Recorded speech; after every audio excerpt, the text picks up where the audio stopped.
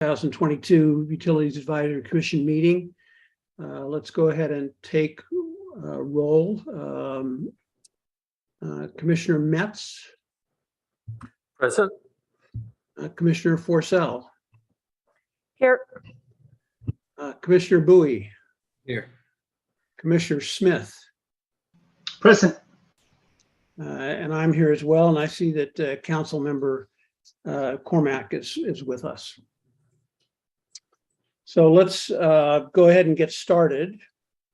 First of all, just two administrative announcements. Our September 7, our regular September 7 meeting has been rescheduled for September 14, and our regular October 5th meeting has been rescheduled for October 12th.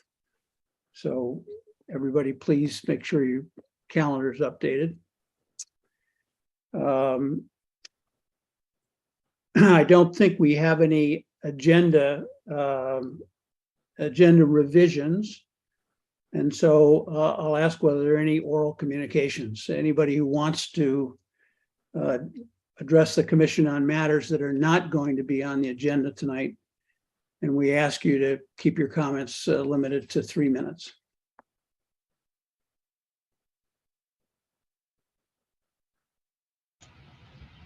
I do not see any hands raised. Okay. Let's move on then to approval of the minutes of our June 8 meeting. The draft minutes are in the packet. Does anybody have any comments on the minutes?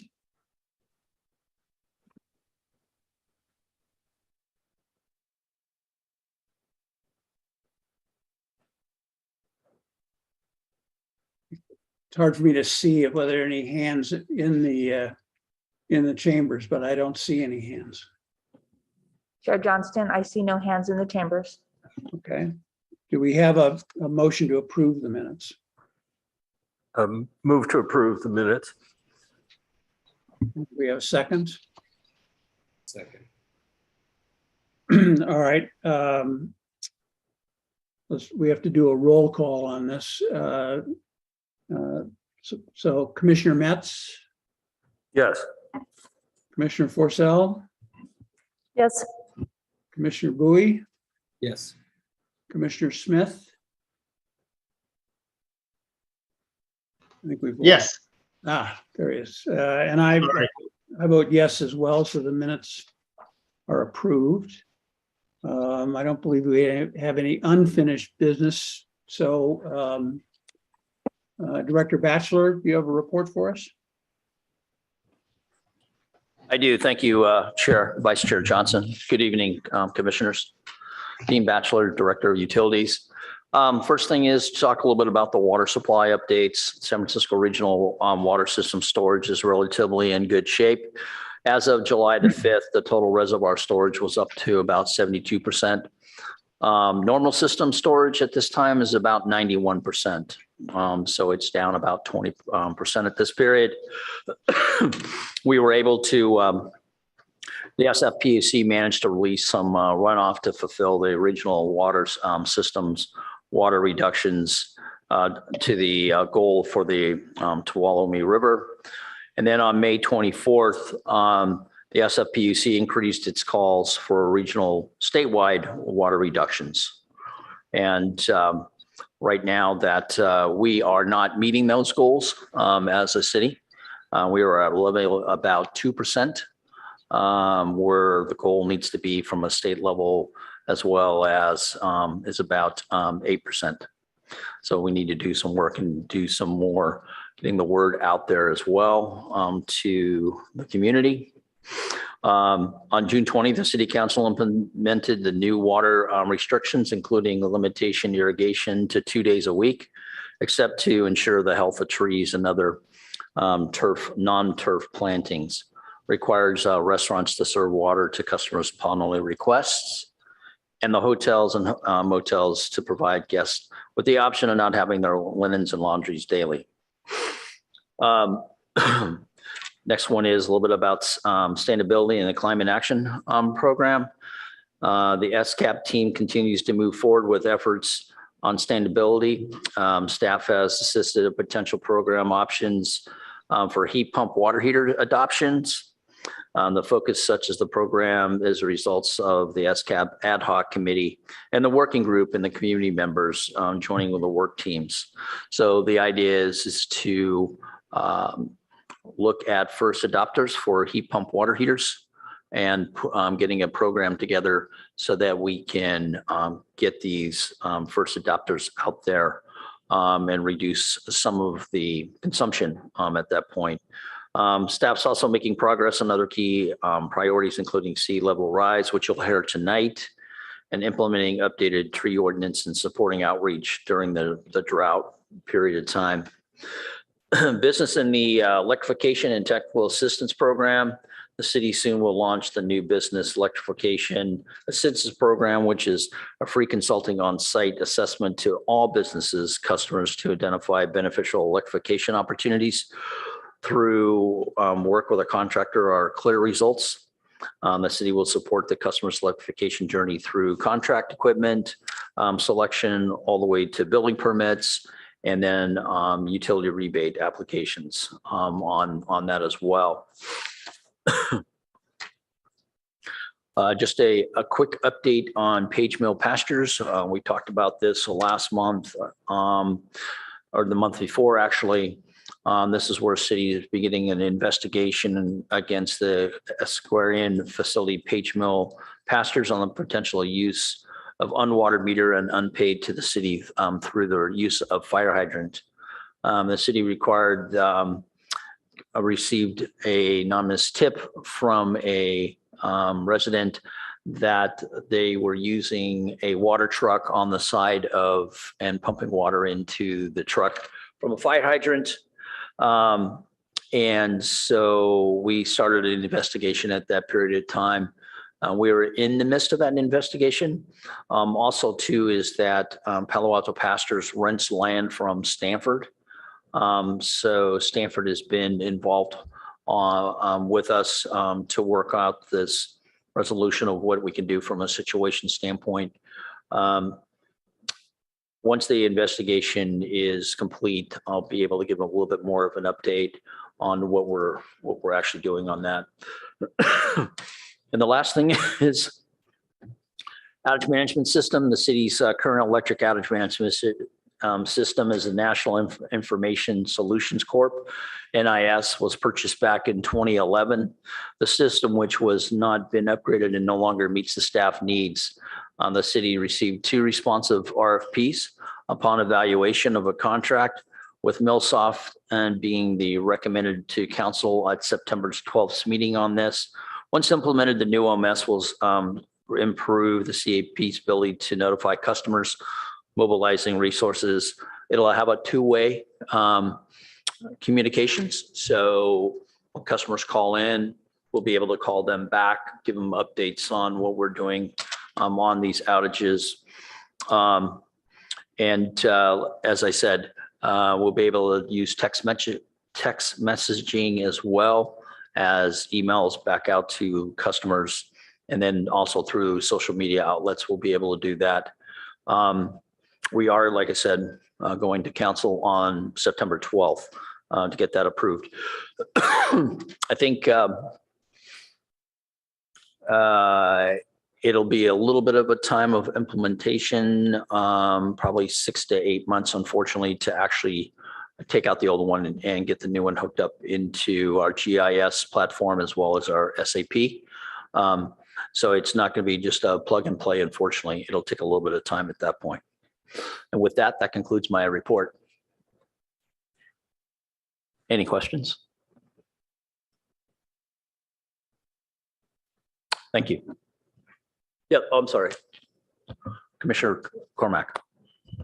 Thanks, Director Batchelor. What would you recommend to citizens who see, for example, watering today? What are we telling people to do?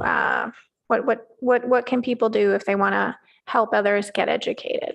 So I think first thing is that if, a citizen comes upon areas during their walk or whatever, to use the 311. Okay. We've been All right. using 311.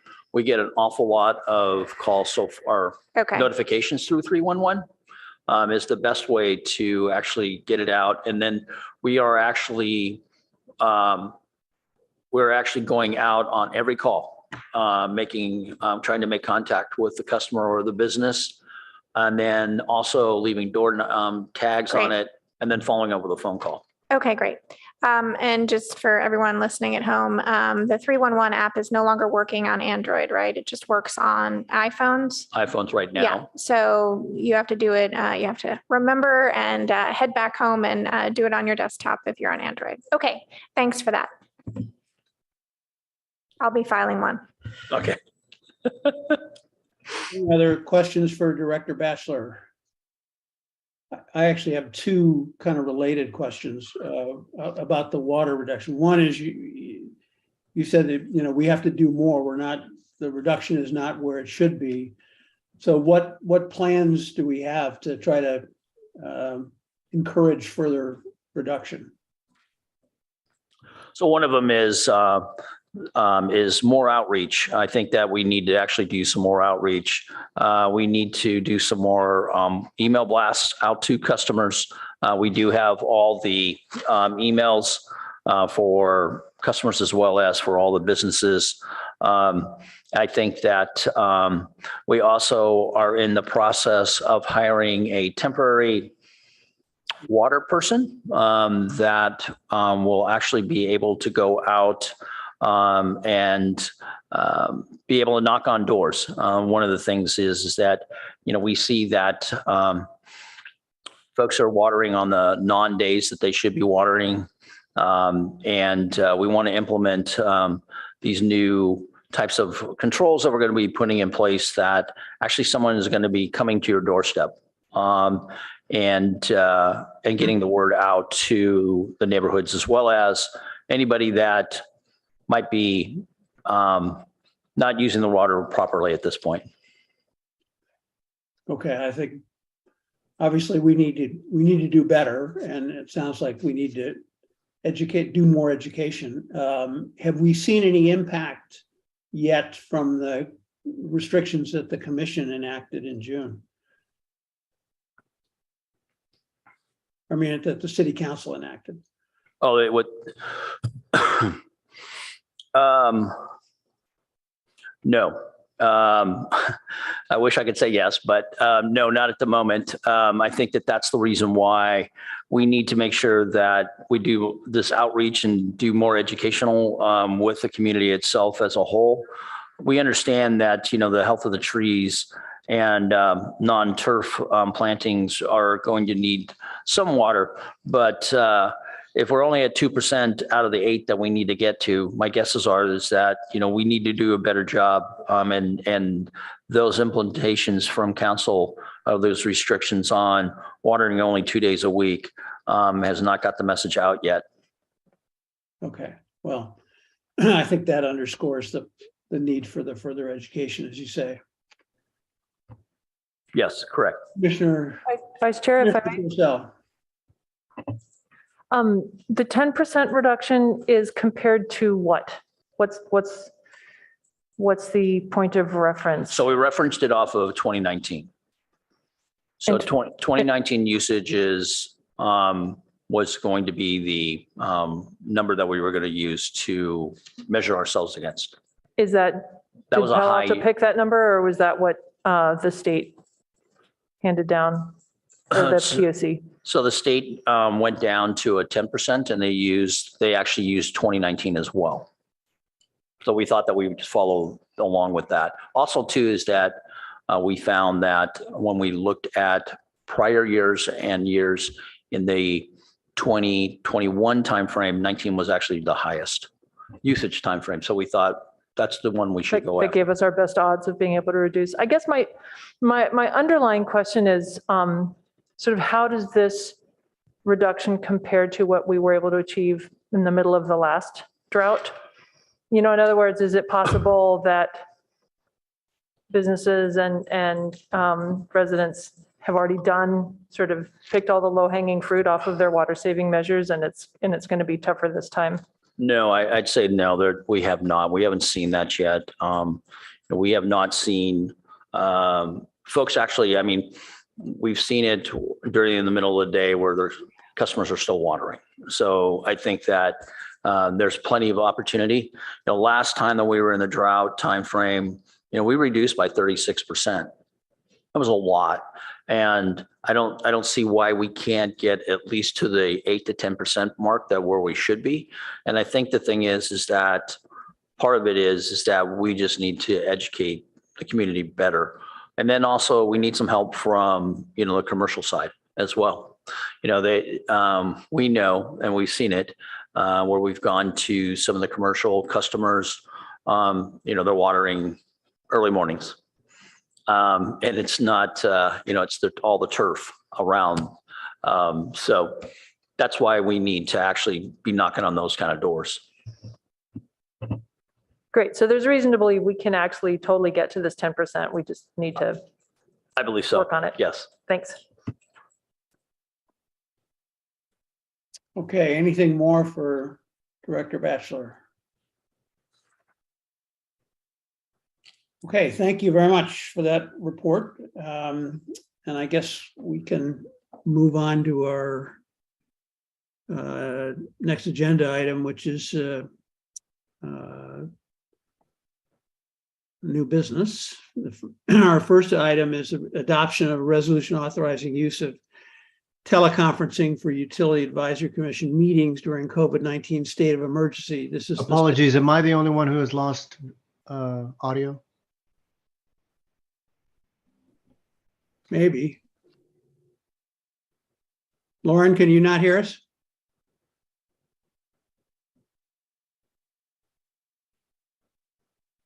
I think Commissioner Smith seems to be having trouble. Can you hear me all right in the chambers?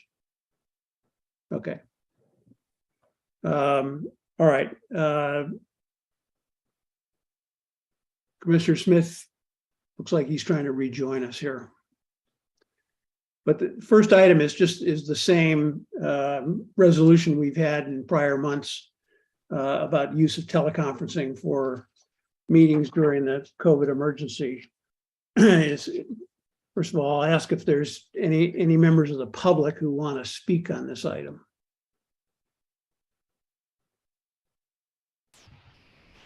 I do not see any hand raised. Okay. Any commission members want to speak on this item, or are we ready to have a motion?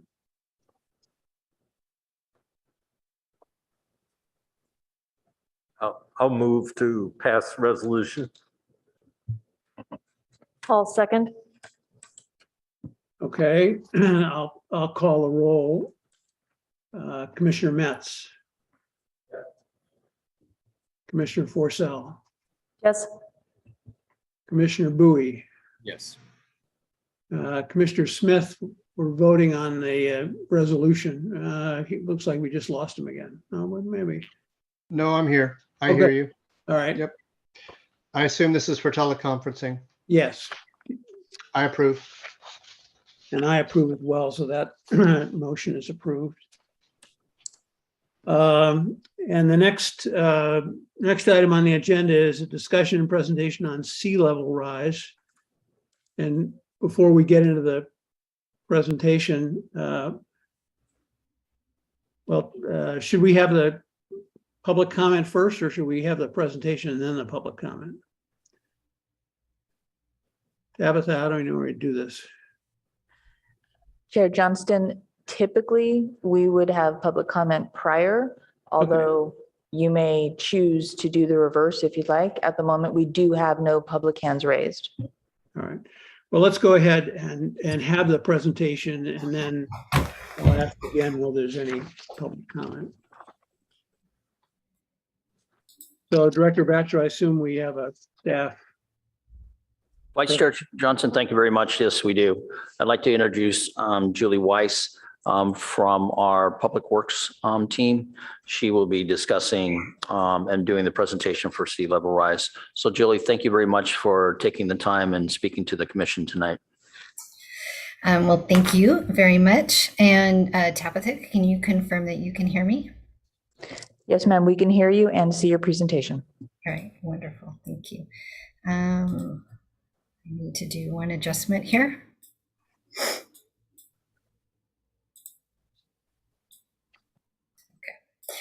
All righty, so thank you very much. My name, again, is Julie Weiss, and I want to thank the Commission for your interest in this topic and for the invitation for us to present on the status of Palo Alto sea level rise planning efforts. I am joined by our two consultants for this project, Diana Edwards of AECOM and Chris May will be joining us shortly. Dr. Chris May, who conducted the groundwater portion of our study. I'm going to be providing an update on Palo Alto sea level rise adaptation planning efforts, focusing on the recently completed vulnerability assessment. I will also touch on highlights of our planning efforts and work that we have done to date. Pardon me, I'm still grappling with some interface issues here. Okay. I believe there's at least a couple of you that may have seen portions of this presentation before, and you will see some new information that we did not share at our previous webinar back in January, which I think is what prompted the interest for this presentation tonight. So we have moved through several steps to complete the vulnerability assessment before we start moving into plan development phase.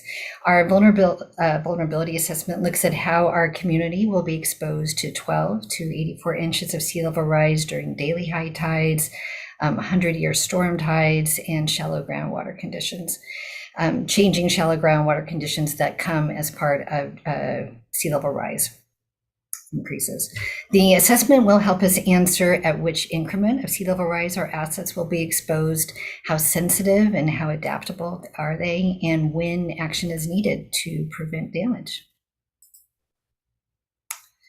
Our assessment is a 200-page technical document that examines how 5 asset categories could be exposed to sea level rise inundation and the changing groundwater conditions if no additional action is taken beyond what we have already accomplished to date. So that we are consistent with planning efforts throughout the region, which is important for work like this. We use the best available science and modeling tools that other regional efforts are using for consistency. The inundation and groundwater work was done by experts in the field in consultation with the San Francisco Estuary Institute. The Estuary Institute is a nonprofit that researches many aspects of San Francisco Bay. And of course, we consulted closely with our city staff who have tremendous expertise about the 5 asset categories that we are wanting to protect. In addition, because examining groundwater from sea level rise changes is such a new area of consideration, and Palo Alto is only one of 2 Bay Area cities to consider groundwater hazards as part of sea level rise, this report was peer reviewed, and the final report that will be posted soon does reflect peer review comments and changes. So I am going to walk us through the vulnerability assessment results, but I want to remind all of us first that we are not starting from scratch on our sea level rise protection efforts.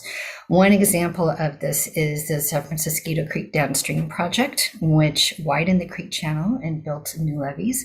This project was completed just a few years ago, and it provides protection from a 100-year creek flood and 3 feet of sea level rise. And this project was a partnership with the San Francisco Creek Joint Powers Authority. Another key effort is the South San Francisco Bay Shoreline 2 study, which is looking at improvements that we need for the levee system surrounding Palo Alto. Even though tidal flooding has not been a current problem in Palo Alto, portions of South Palo Alto are in the FEMA floodplain and subject to flood insurance requirements to protect their property. And this is because Palo Alto's older levee system doesn't meet the current newer FEMA accreditation standards. With sea level rise, the existing levee system would not protect us from the changes that we foresee in the future, especially around the turn of the century. So the Shoreline 2 team is currently working on the hydrology model. They've met with the permitting agencies, and they anticipate having a study completed by the fall of 2024. In addition to the Shoreline 2 project, In addition to the Shoreline 2 project, we also have the Palo Alto tie gate, which is going to be repaired so that it continue to provide both creek flooding protection and also protect us from sea level rise changes. The tie gate regulates the water between the bay and the San Francisco, and the Palo Alto flood basin, which holds the downstream water levels from Matadero, Adobe, and Barron Creeks during large storms. And the new tie gate will continue to provide that service, accommodating for at least 3 feet of sea level rise. Another project that is underway is the horizontal levee pilot project. This is a really interesting project that will inform adaptation efforts around San Francisco Bay.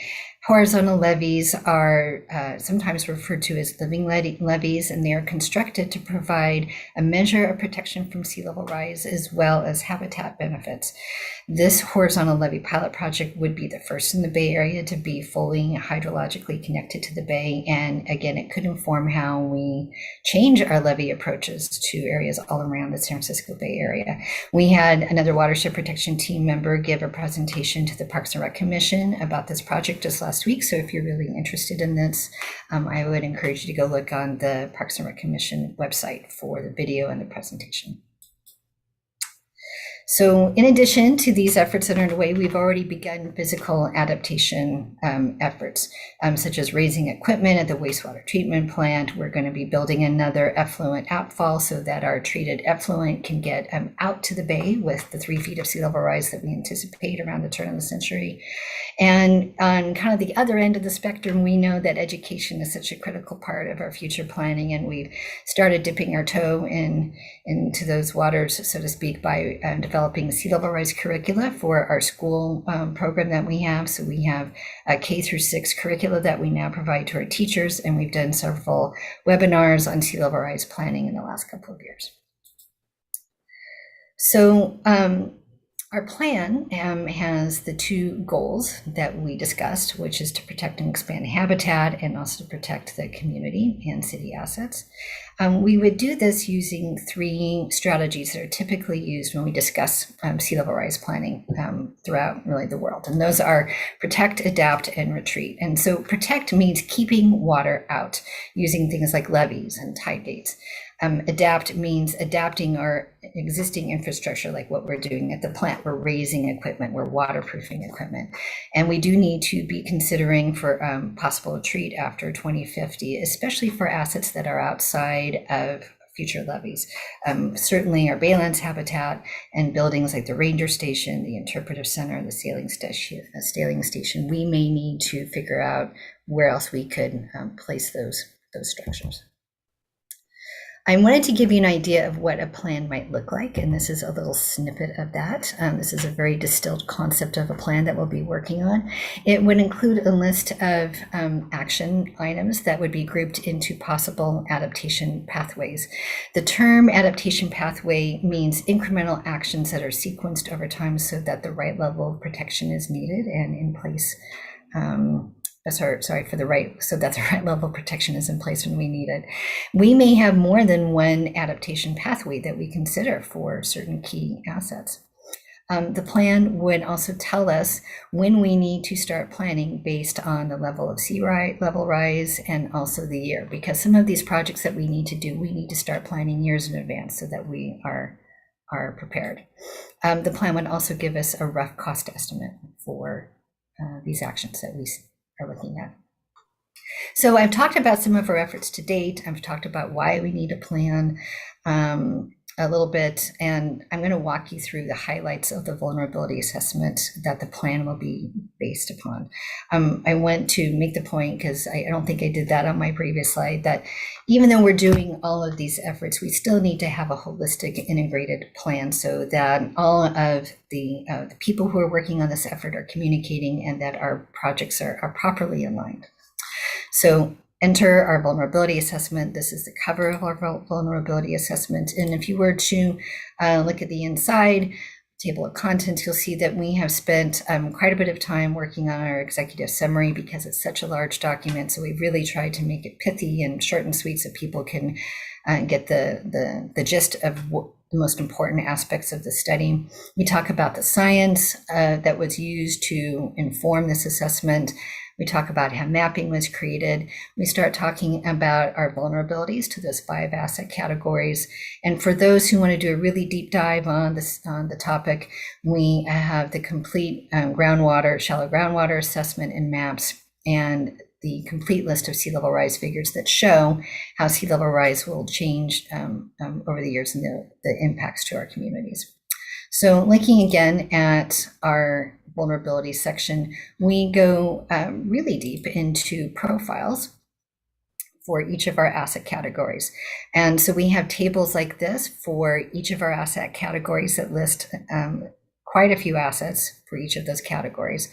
And they tell us when we're looking at sea level rise, so for example, 36 inches of sea level rise, we could anticipate that our Municipal Services Center, the MSC, would see high tides that that facility could be exposed to, as well as storm tides.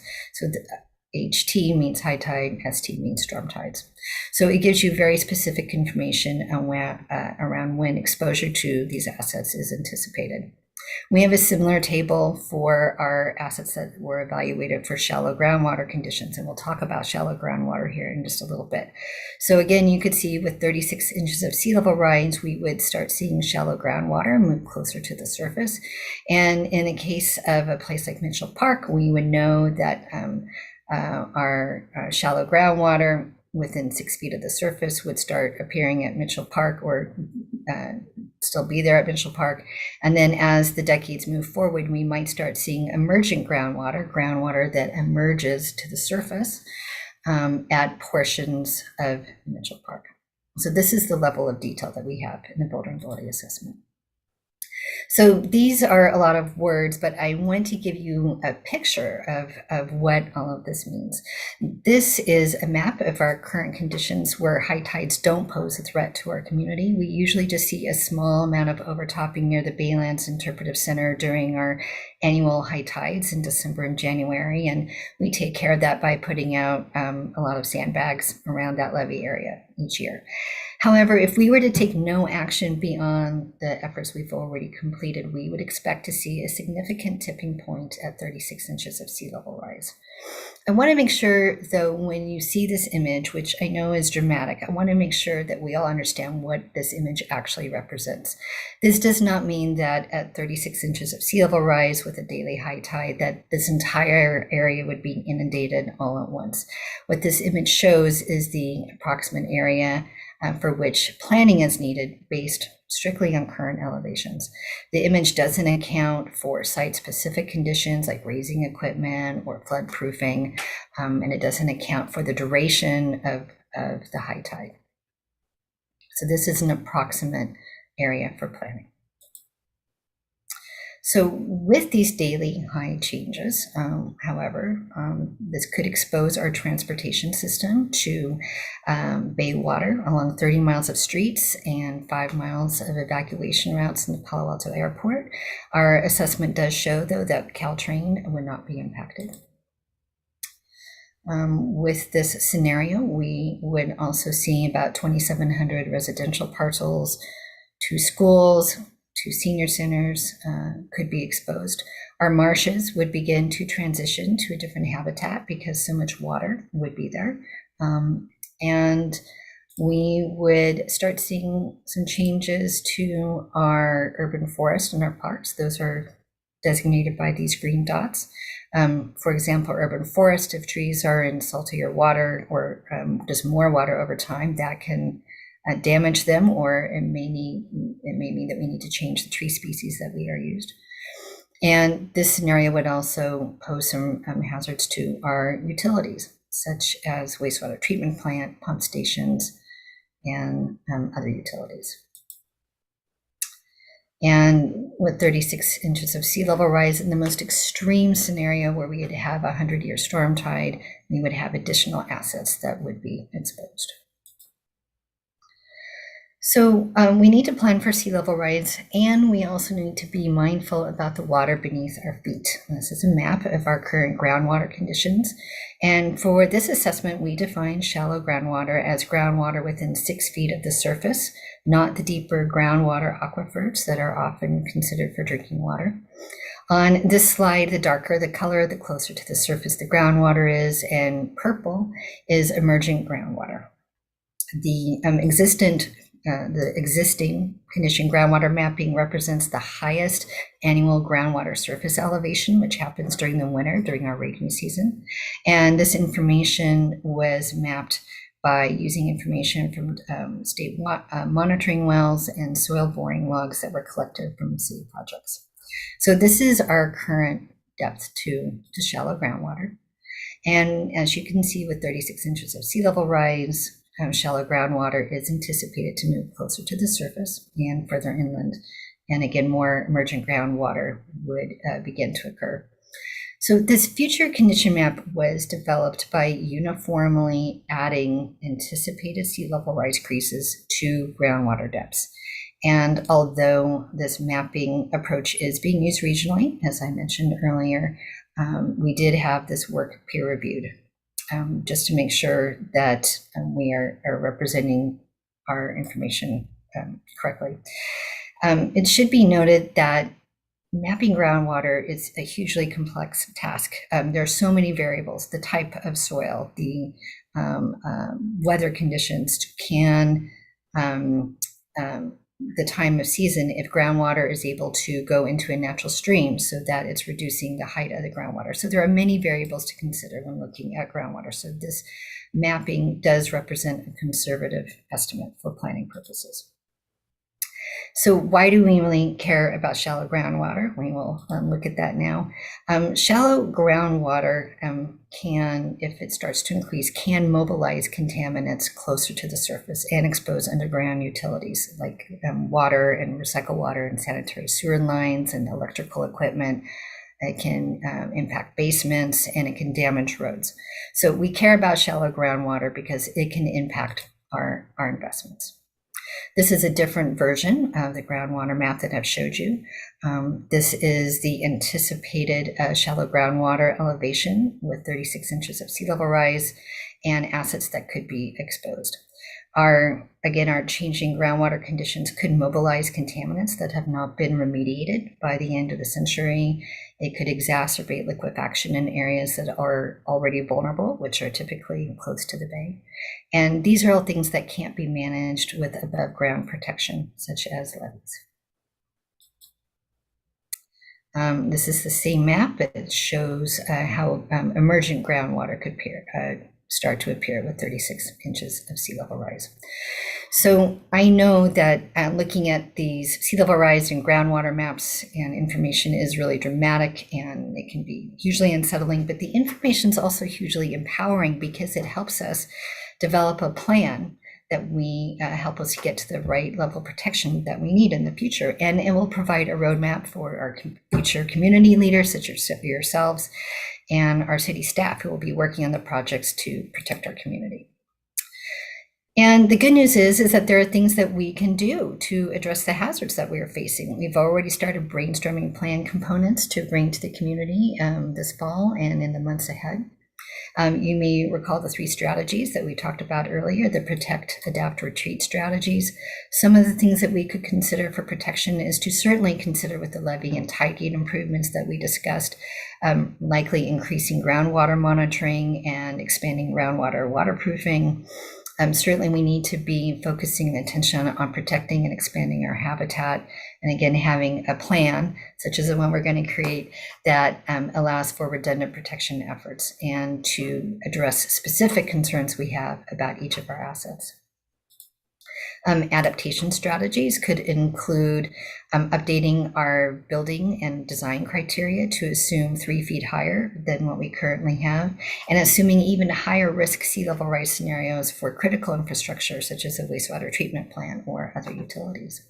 And anything that we design or we construct in the years ahead has to be designed for adaptability, because changing conditions will be the new norm.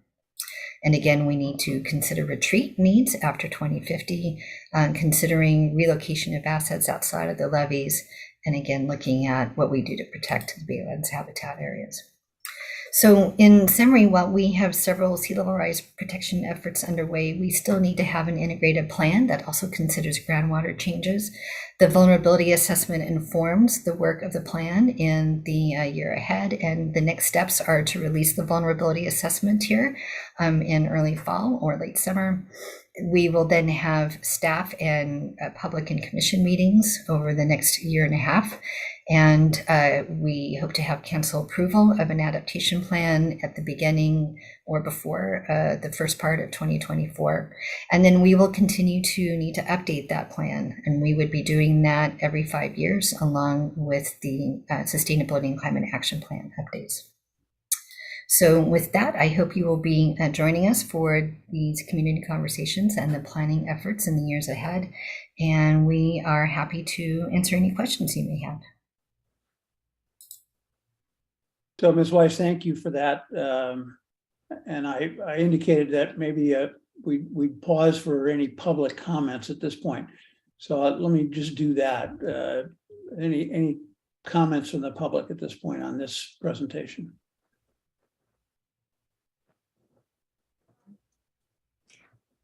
Vice Chair Johnston, I see one hand, John Petrilla. Okay, Mr. Petrillo?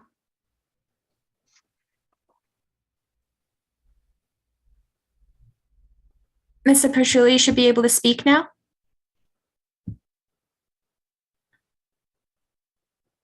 It keeps asking me to unmute. First of all, I'd like to thank the staff for preparing the report. It was very helpful and informative, and I thought well done. Second, I just came back from a trip to the Netherlands, and they've carved out large amounts of land from the North Sea. So if they've been doing that for centuries. So if they can do that, I'm assuming there are solutions available that have been tested that will be useful to us. I'm a little concerned about the groundwater rise, because a lot of the bay is landfill, and it was like garbage and other trash that was put in there before we had probably good ideas about what not to put into landfill. And so I'm somewhat concerned about contamination seeping up, and if someone can speak to that, I'd be appreciated. That's it for me. Thanks again for the presentation. It was well done. Okay, thank you very much for those comments. Commissioners.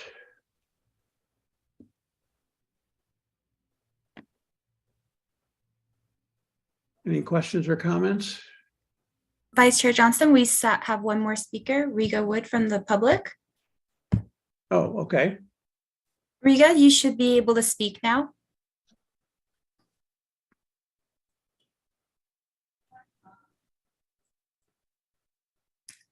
Hello, Riga Wood, you should be able to speak now.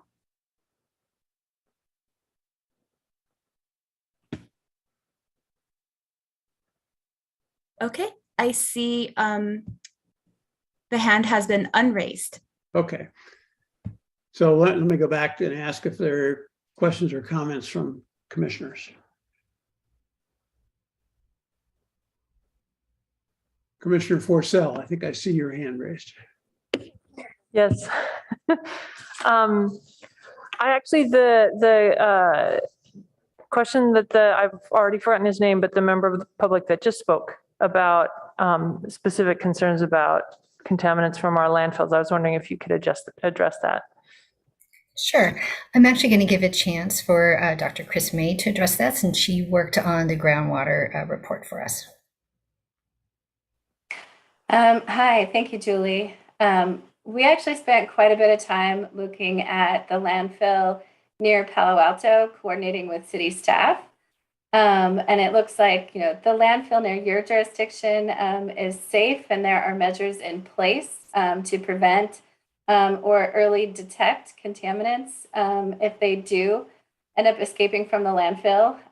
So you are in a much better situation than some of what John had noted with the other landfills around the bay. But I just can note that the Regional Water Quality Control Board is looking to change their regulation and policies related to the landfills along the bayshore, really specifically to address this risk related to rising groundwater and contamination.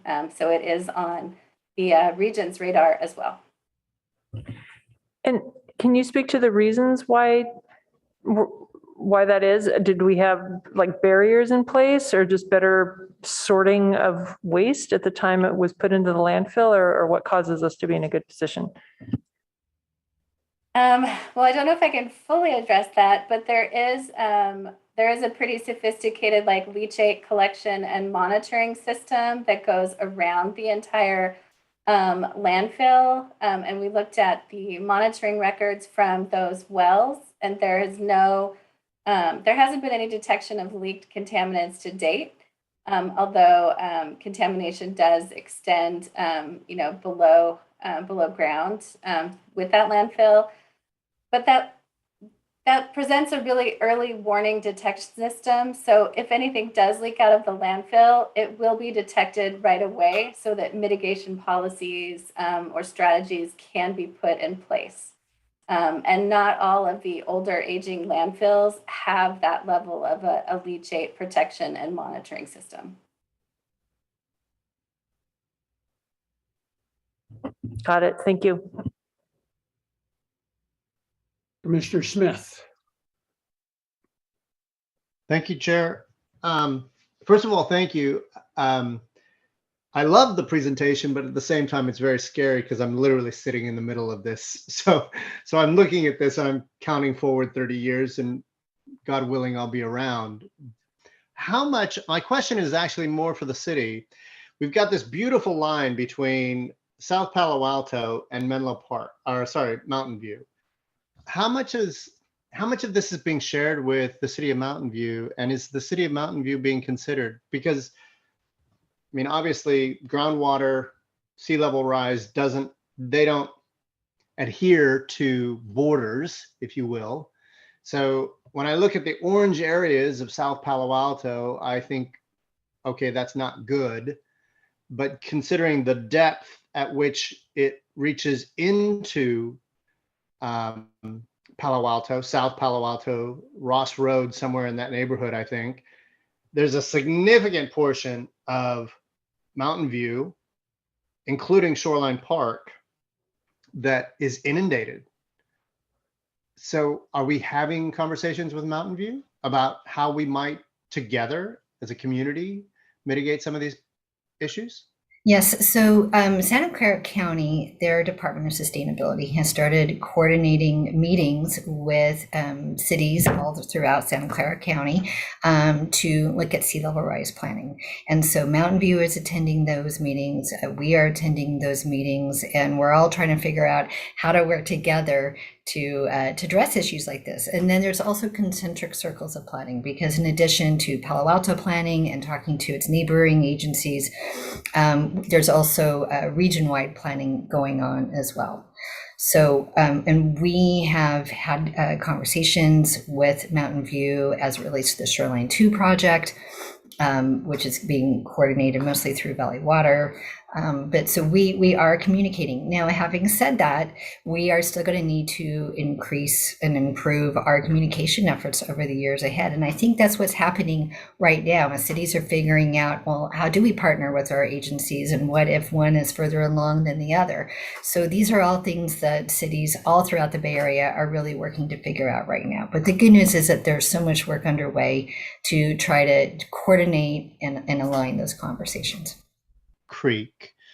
Can we adopt, I guess I have two questions. Can we adopt the same tactic, and this is tactical, the same tactic for Adobe, the Adobe runoff creek? And would it make any difference? I mean, to enlarge it and Correct. well, that is a question for one of our engineers in public Okay. works engineering. I'm not going to tackle that and give you wrong information. They're two very different creeks with different flow capacities. One is channelized. One had more natural creek areas, which is San Francisco Creek. So though one is an apple and one is an orange. So we would really want to get one of our engineers to talk with you. Okay, because I mean, yeah, when I think about Adobe as it extends from beyond Mitchell Park through all the way into South Palo Alto, out into East Palo Alto, I guess, San Antonio Road, that area, I think, okay, can we adopt the same tactic, but given the proximity to South Palo Alto, I'm not entirely certain that it would do any different. It would make any difference. I think they're very different creeks. And I think that different solutions need to be considered for them. But I think if you wanted to learn more about that, we would get one of our engineers who's working on the actual shoreline levee improvements to talk with you about that. Great. Okay. Thank you. Commissioner Bowie. Yes, thank you very much for the presentation. Really informative. Particularly, I thought the groundwater piece it doesn't feel like an intuitive piece when I think of sea level rise. So really interesting to see these maps and see how these different levels could potentially impact infrastructure in the community. Rolling back towards that section, I didn't see on the slide the mention of liquefaction, and I think that was mentioned in the presentation. Was that, did I hear that correctly, that that there's a changing potential of liquefaction zones? Yes, closer to the shoreline. And Dr. May, do you want to see a little bit more about that? Sure. So within this study, we didn't address the increasing liquefaction hazard, but the USGS and Dr. Ann Wine, they have been doing a lot of research into how a rising groundwater table will increase liquefaction risks. So we did include that in the report. And the USGS also produced like a beautiful set of story maps that help communicate why this happens to the public. And so we can share those like after the meeting. And I think they're very helpful in communicating a very complex topic. That would be great to see those. I think my follow-up question is along the line that as we are considering infrastructure placement moving forward, it seems as though some of the longer lifespan assets that we're looking at should be built to more of a liquefaction seismic code. I don't know if is that specific distinction. I'm outside of my expertise talking about seismic codes, but it seems as though maybe as we're thinking about building things, we should be building to what we think the seismic risk is going to be at 2050 versus a current seismic risk based on these liquefaction changes. Would that be kind of a proper read on that? That is an absolute great read on that. And a lot of design criteria consider the highest annual groundwater table in the design of structures, particularly below grade. And so considering that highest annual groundwater table could be higher with sea level rise is also a good thing to include in, building code or design changes. Yeah, planning for that future condition is absolutely the right way to go. Okay, lots to think about there. Thank you very much for the presentation. You're welcome. So if there are no other questions in the chambers, I have a couple. So again, thank you for the report. It really, to me, was eye-opening, particularly on the groundwater issue. As you pointed out, it's not something that people have talked about as much as they have just the sea level rise. And am I wrong in thinking that the groundwater, it's harder to come up with kind of physical barriers to prevent groundwater rise than it is to protect from inundation from sea level rise. I mean, you can't build levees or tide gates. No, but we can waterproof. We can waterproof. We can have design standards that say for any underground features in the future, they need to be raised up. They need to be higher, and they need to be adaptable for changing conditions. That's one of the points that I made, and that will be, I think, something that will be a new game for us to all learn, which is how do we build for adaptability in future conditions. So those are some initial thoughts on that. Do you want to add anything to that, Chris? I would just say this is a really big regional question that is going on right now on how we can adapt to the rising groundwater table. And we can learn a lot from the Netherlands, which someone mentioned earlier, but it does sometimes come down to how much are you willing to pay to manage the groundwater table. So there is a balance of with the structures and potential needs for pumping. And so there are trade-offs between managing the groundwater or retreating from the area. Thankfully, they're not things we have to do today, but they're things we have to think about for the future. So that's actually a good lead into my next question, which is, I mean, we are talking about doing all of this work on the fiber network and all sewer replacement and all the things that we're doing underground. We're also talking about, continuing to underground our electrical utilities. Do we need to rethink that, or do we need to redesign what we put underground when we do open up and make modifications? I think keeping these considerations in mind is important. And I think it's something that is uncomfortable because we don't know all of the answers yet about how to do that. It is one of the main reasons why we're doing a plan, is to give us some idea, some path forward about how do we address these changes that are underway and coming. So the answer is yes, we need to be thinking about it. And hopefully with the regional efforts like Dr. May is talking about, we can also all start aggregating around some common solutions.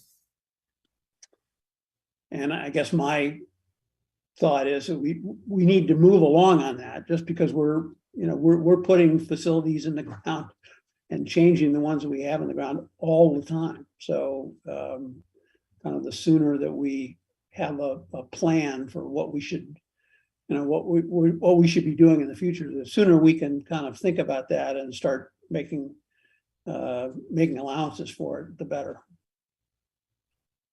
And I think that one thing that can start happening now, it would be interesting to have conversations as part of your projects about how can we put this challenge forth to the people who are designing these projects now. So at least it's getting on their radar that this is a value of public agencies.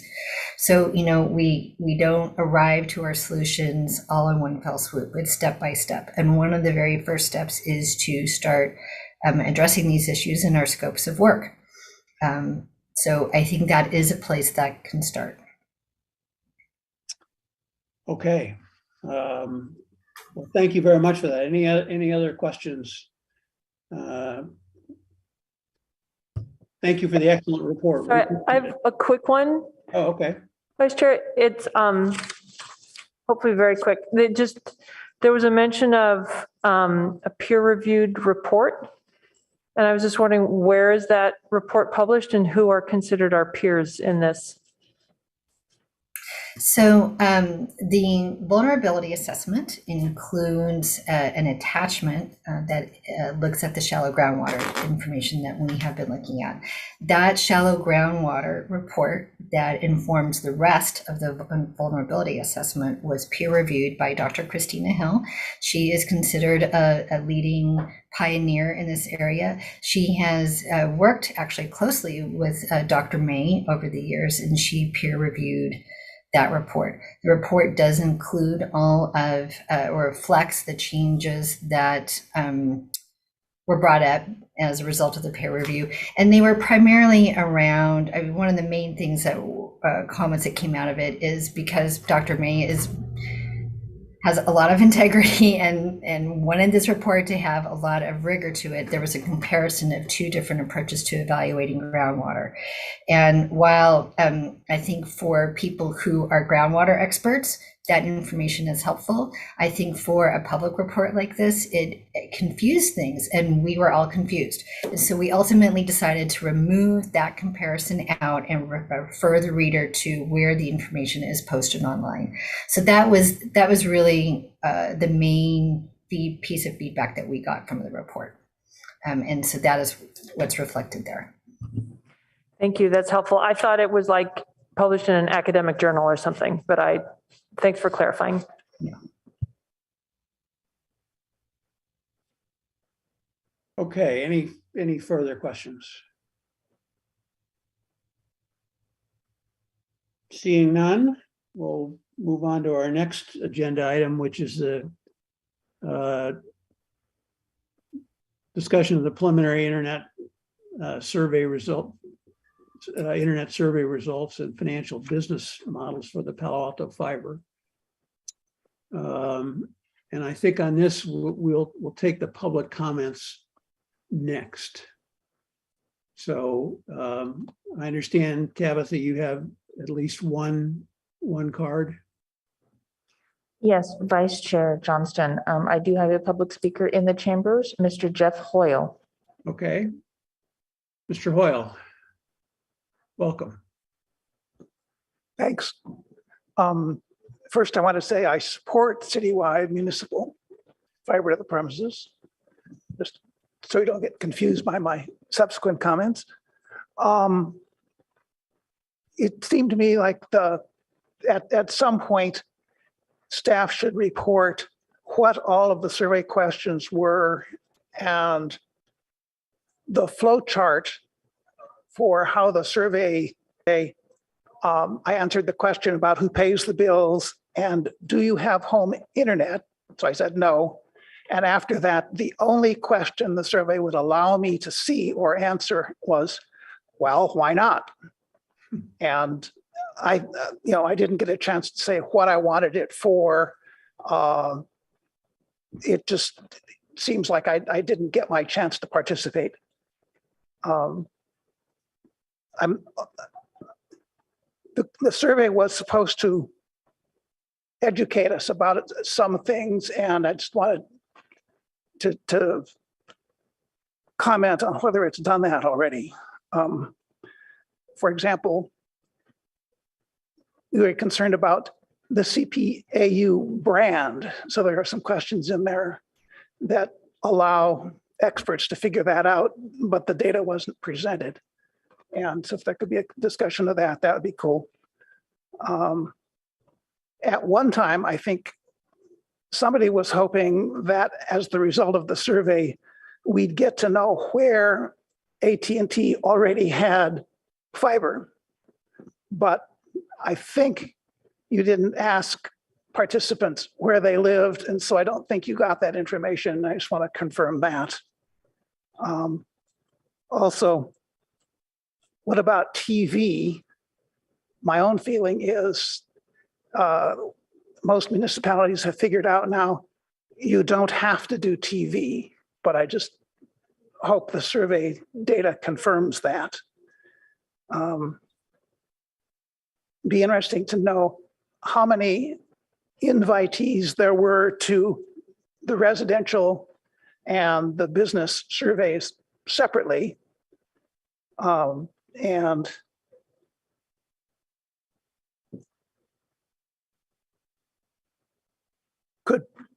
could people take the survey multiple times? I thought at one time there was supposed to be a mechanism where you were invited and then the response sort of said whether you were invited or not. But the way it ended up, I think you could just go to the internet and click on a URL and go take the survey, and hopefully nobody took it multiple times. Thank you. Thank you. If anyone else from the public would like to speak on this item, please raise your hand, or if you're on the phone, press *9.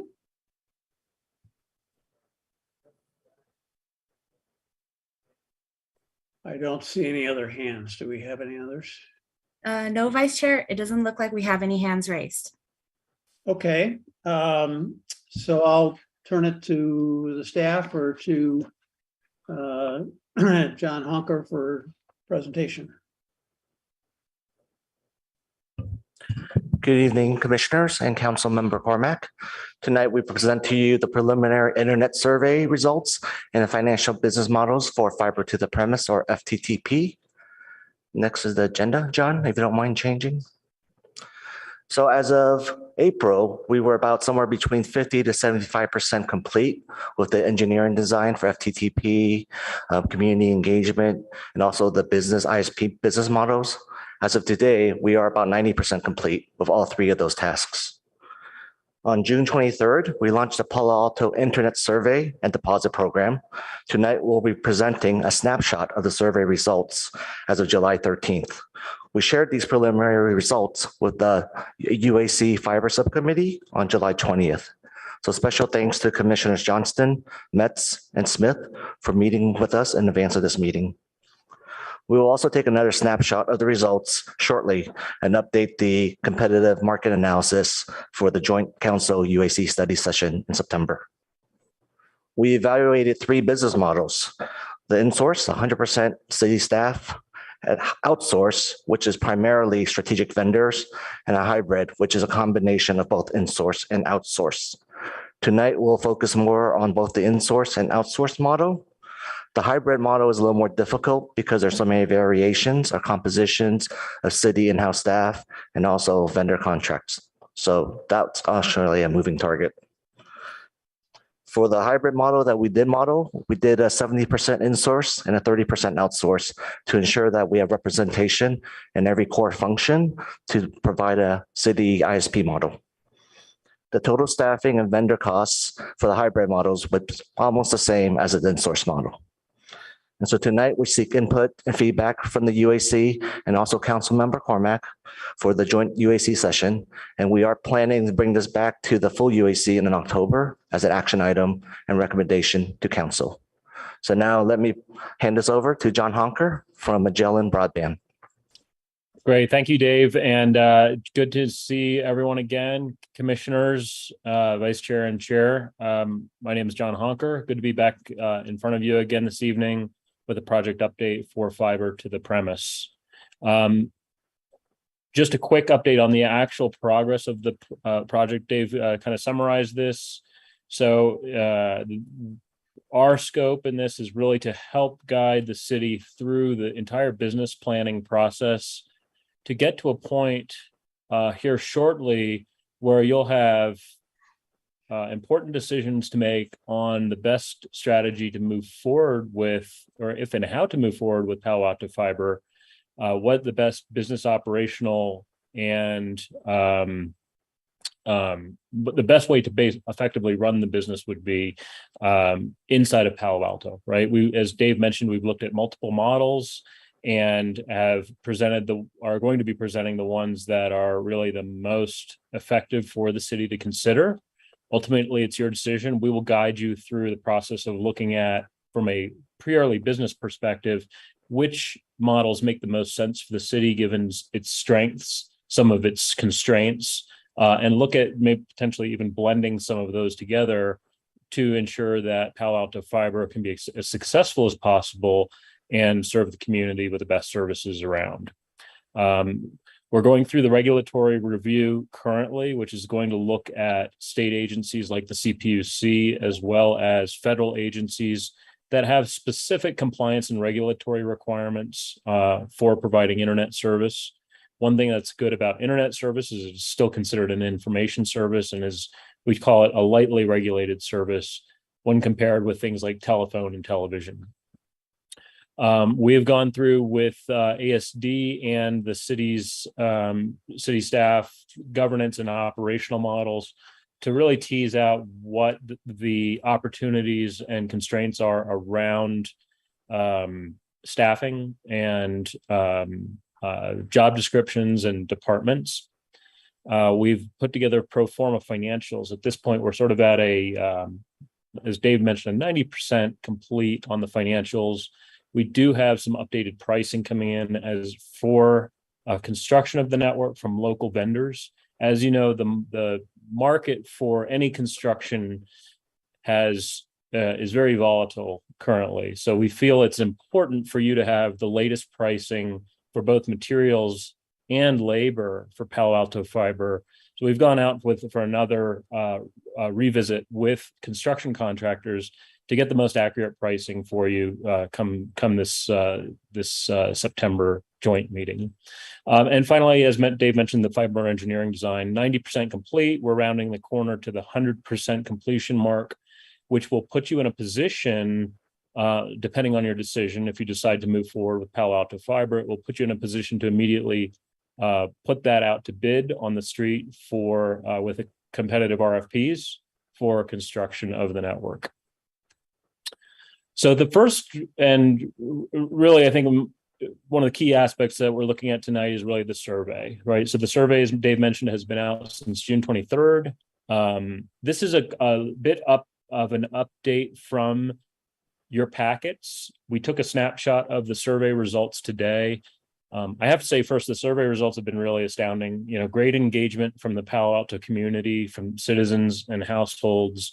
It's a very engaged city, engaged population, and they want to express their, their views on Palo Alto Fiber. So as we launched the survey, we originally had 21,925 emails, almost 22,000 emails that went out to individual households across the city using the utility email database. As of today, the snapshot of completed surveys today is about 3,200. Congratulations to the community for responding, because it's a huge number, almost 15% response rate. And in addition to that, about $750 deposits have been received to date for Palo Alto Fiber. To put this in perspective, the last two rows on this slide are really important. So as we look at the survey, the goal is to get to a strong confidence interval with a small as possible margin of error. And typically, for statistical validity, we're looking for a 95% confidence interval with a 5% margin of error. That means, effectively, in layman's terms, that means that the results of a small group of the population that's been randomized, right? And because we effectively surveyed the entire population, it creates a large random sample that we want to be very confident that those samples are representative of the rest of the community. So our original goal in the survey was to get to about 380 surveys. That would put us in a 95th% confidence interval with 5% margin of error. Because we really saw a huge response from the community, and we have 3,241 unique surveys, right now you're at a 99% confidence interval with a 2.2% margin of error. And that means, the representativeness of the sample is even greater than we expected, and the margin of error, meaning the results differing from what you would traditionally see in a smaller sample, are even lower than we expected. So this sets up for very good results, very good statistically relevant results in the residential population. So as we look at this, and this snapshot is really just some high points. As we've taken our snapshot today, we will utilize this really to run the whole survey analysis and the results of this survey on each one and every question, as well as run the quantitative analysis that tells us what take rates should be expected based on different pricing levels, right? Because a major part of the residential survey was to go in and say, at these pricing levels, which would be your preferred provider? And among existing providers in the community, including Palo Alto Fiber, what price levels are most attractive to you, at what speeds, and from which provider? So that combination of brand, speed, and price will allow us to run what we call conjoint analysis on this survey to determine the most effective pricing model, service tiers, and speeds to warrant the greatest take rate. And that is the analysis that you're going to see coming out here in the coming weeks before the joint session coming up in September. A couple of high points from the survey from direct questions are really in terms of pricing. And I'm going to talk about these in comparison to some other peer communities that we've seen or other similar survey work that we've done in other communities. So in terms of pricing, how much are you paying for your internet services, not including television and telephone? This is a pretty normal distribution for internet for let's say mid-sized cities, right? Most of our pricing comes in the $41 to $60 a month band and the $61 to $80 a month band.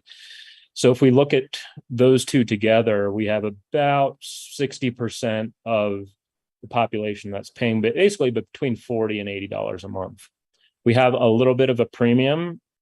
About 20% of the population is paying $81 to $100 a month. And we'll look at this data to determine what service that is, as well as where they're located and what provider they're using. Because as we look at this may be the existing AT&T, where they have fiber to the home deployed and they're charging a premium for those service, or it may be a Comcast 1 or 2 gigabit service. So this helps us understand where those services are available, because we know from the survey data addresses for each individual household that responded to the survey.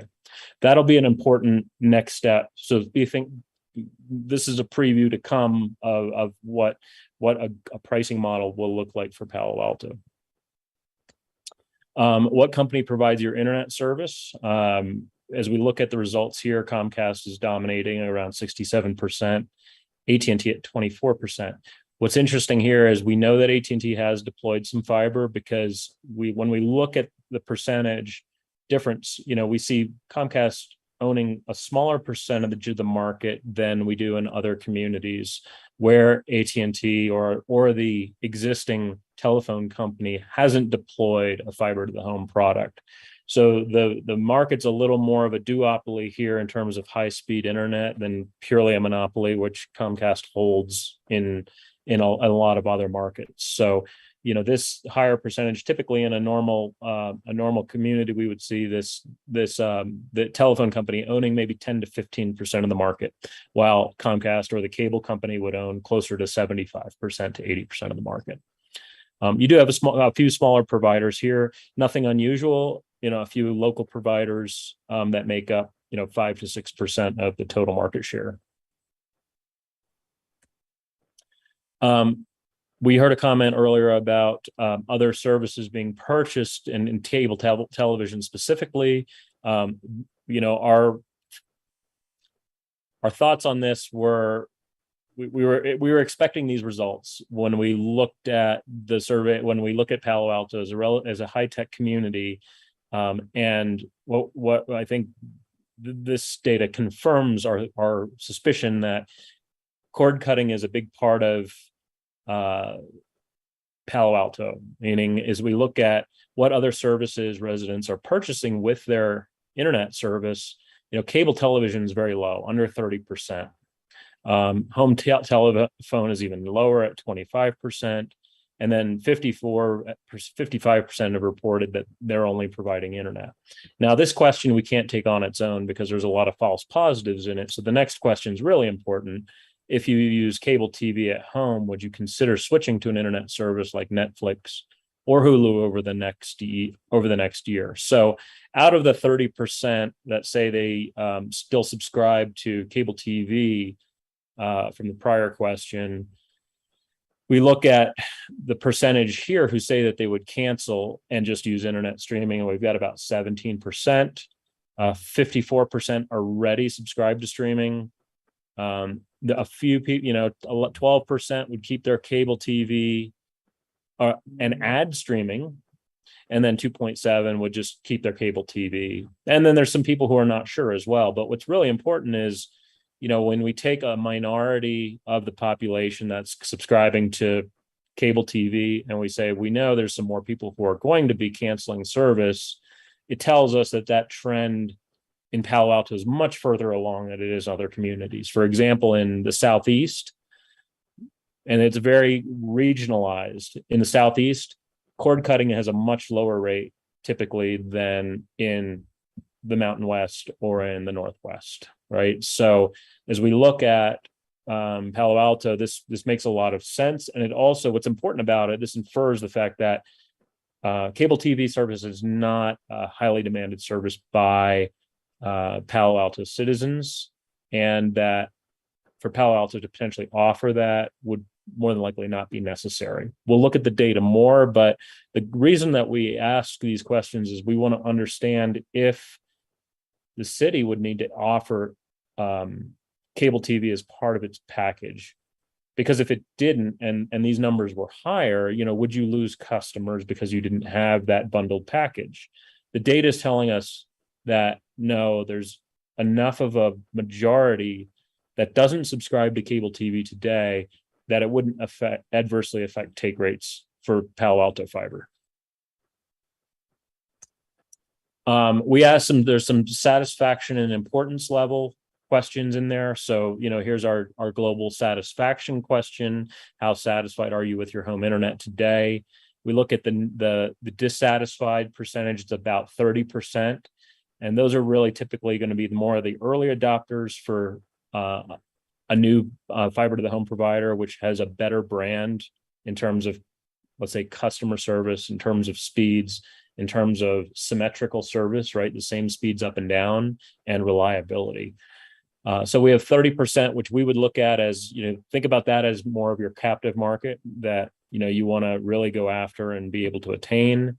Then there's the remaining percentage, right? 12.5%, almost 13% that are neutral, and then about 58, 60% that are somewhat satisfied or very satisfied. So we have to think about this in marketing terms, in that, you know, this population here in the neutral can probably be incentivized to switch. We're going to have to work harder on the somewhat satisfied and very satisfied customers. And what we'll look at there is, as we get that survey analysis done, what factors are most important to them, right? Is it in-home technical support? Is it speed? Is it reliability? We all know price. Everyone wants a lower price. So that's a common denominator across all options. But what other levers can we pull in Palo Alto Fiber to make it a better value proposition to the customer, and to try to pick up some of the market share that's in the neutral or the customers who are currently satisfied with their service? This is also another control question, which is really important because we just ask it a different way. It helps us reinforce what is important to Palo Alto customers. And we ask them, you know, if Palo Alto Fiber were going to provide high-speed internet to your home, what are the top 3 reasons you would switch from your existing provider, right? We look at speed and price being very close, with reliability being being third. But speed and price are almost always, you know, the top 2. Sometimes price is above speed, sometimes speed is above price.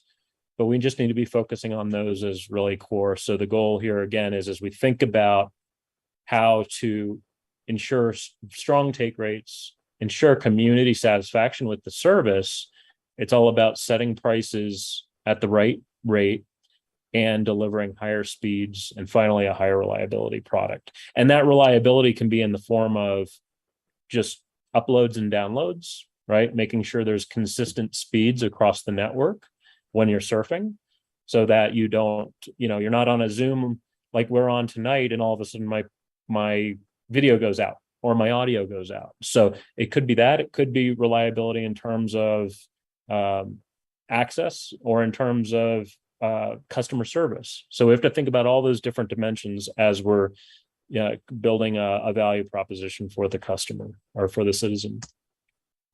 John, if you've kind of gone over the survey, maybe we could take a pause here and just see. I know Commissioner Smith has a question. I don't know whether it relates to this, but this might be it. If it's okay, could we maybe pause for some questions at this point? I think it's a great time. Absolutely, Vice Chair. Commissioner Smith, happy to answer any questions. Thank you. Thank you both. And first of all, stellar results, thrilled. Even from the last time we met, I'm thrilled. I guess understanding the numbers is very important, but going all the way back to the number of responses that we received and the statistical validity, that's great. But are those 3,200 responses, are they reflected in the rest of your slides? Or have we updated those slides? They're trending the same way. So your numbers may change a little bit, as you can see here, different levels of customers, because not every question is a required question. So in some cases we'll have, less than 3,400 responses. Like here we have in this question, 2,800, but these get adjusted based on those responses for the margin of error and the confidence interval. Fantastic. Just a general comment. I too am pleased that our statistics are showing that half of the population have already cut the cord. They are really most concerned about broadband internet. Half the population, with a to your point, with a 99% statistical validity. Basically, half the population don't need a telephone, or at least a landline, and they don't need Comcast or some type of cable TV. We can, to your point, use streaming services. So thank you. That's all I had. Thank you, Vice Chair. Thank you. I did have one question on the slide that you have up here. No, I'm sorry. On the slide that has the various pricing levels, maybe slide 5. Sure. Slide 5. This one. Do we know what the speeds are that people are getting with those at those various pricing levels? We do, actually. So as we run the post analysis, you'll get we calculate what we call a price per megabit, meaning how much speed are you getting for $1, for every $1 that you spend. So it'll tell you, it's really important to look at this. It'll tell you as leadership how much people are spending on internet and how much they're getting for their money. And then we can build that value proposition to say, here's how much more they would get with Palo Alto Fiber. And we can put that in dollar terms. So that'll be really an important part. I'm glad you picked up on that, because it's really important as we look at the overall business plan for the network. And the point being, that's great. I mean, it's fabulous, but it sounds like you really can break a lot of these numbers down more finely based on the service that that particular respondent is getting. That's correct. So what you'll see in the coming weeks are the speed tiers of the people who responded to the survey and the prices that they're paying for those speed tiers. And so for example, 1 gigabit, maybe a 500 megabit and a 100 megabit. And you'll see what the existing providers are charging for those and what the customers are paying. And then we'll line that up against what Palo Alto Fiber should be charging to run sort of a competitive analysis to make sure pricing and rate setting is appropriate for the market in Palo Alto. I understand Commissioner Forcell has a question on it. Yeah, thank you, Vice Chair. My question is about the survey respondents, those questions that are matters of their perception.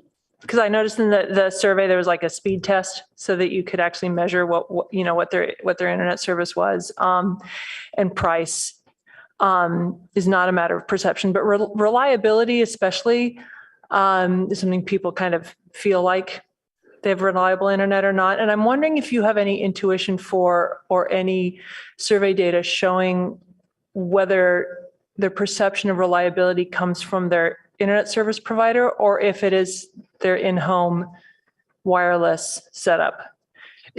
I get the feeling a lot of people blame their internet service provider when maybe their Wi-Fi is not configured particularly well. And if you have any sort of insight on how that affects this whole process.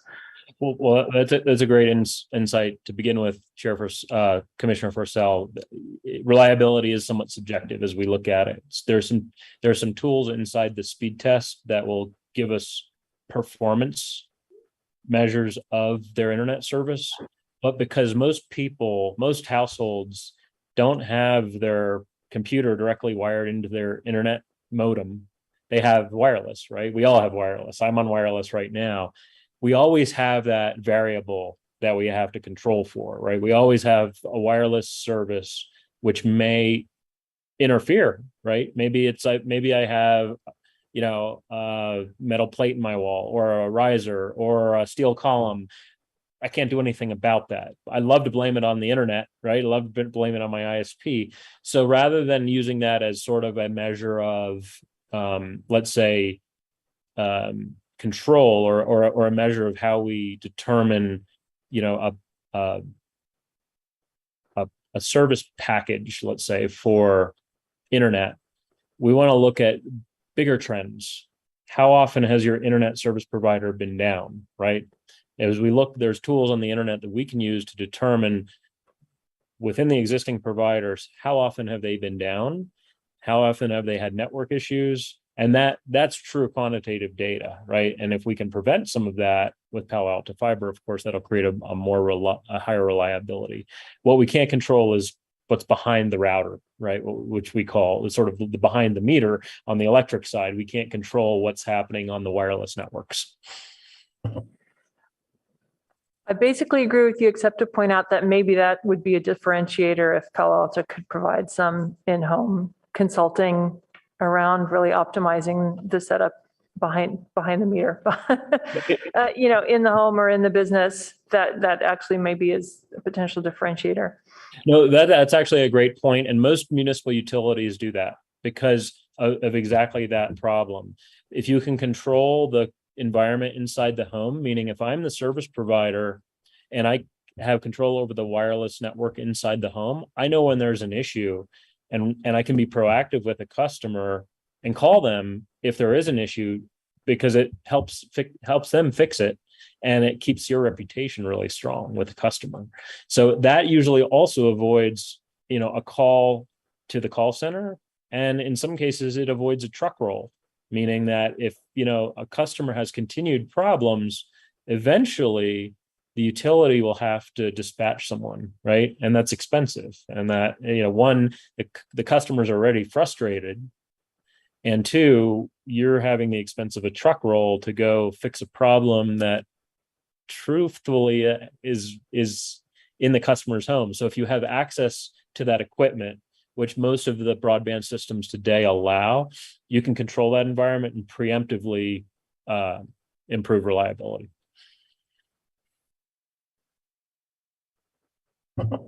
Thank you.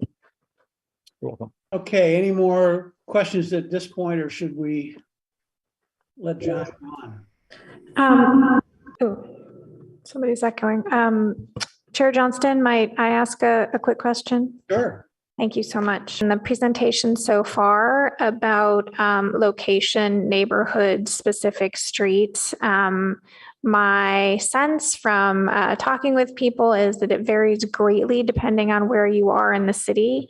Have you found anything so far of interest in the data about specific areas within the city that might be more or less likely to be interested in participating in this program? Commissioner, we will find that out here in the coming weeks as we start to look at the data behind the survey. As the survey, we collect the data, we have all the addresses.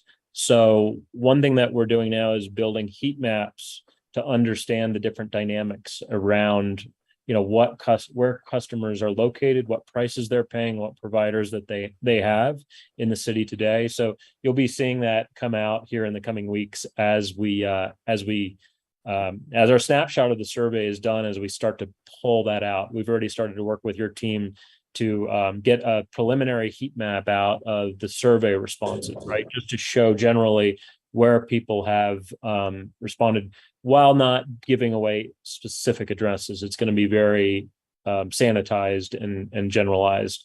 But behind the scenes, we'll have data on providers, speeds, prices, and locations of each survey respondent. That will go a long way in helping you develop the best business case for Palo Alto Fiber. Yeah, my personal belief is that it's going to be about speed. Everything I've read, everybody I've talked to, when I've been at other people's houses and vice versa, I think there is great differentiation within the city on that. And so I think that's an opportunity. Thanks. You're welcome. Okay. So I think it was actually helpful to have that pause and be able to talk about the survey.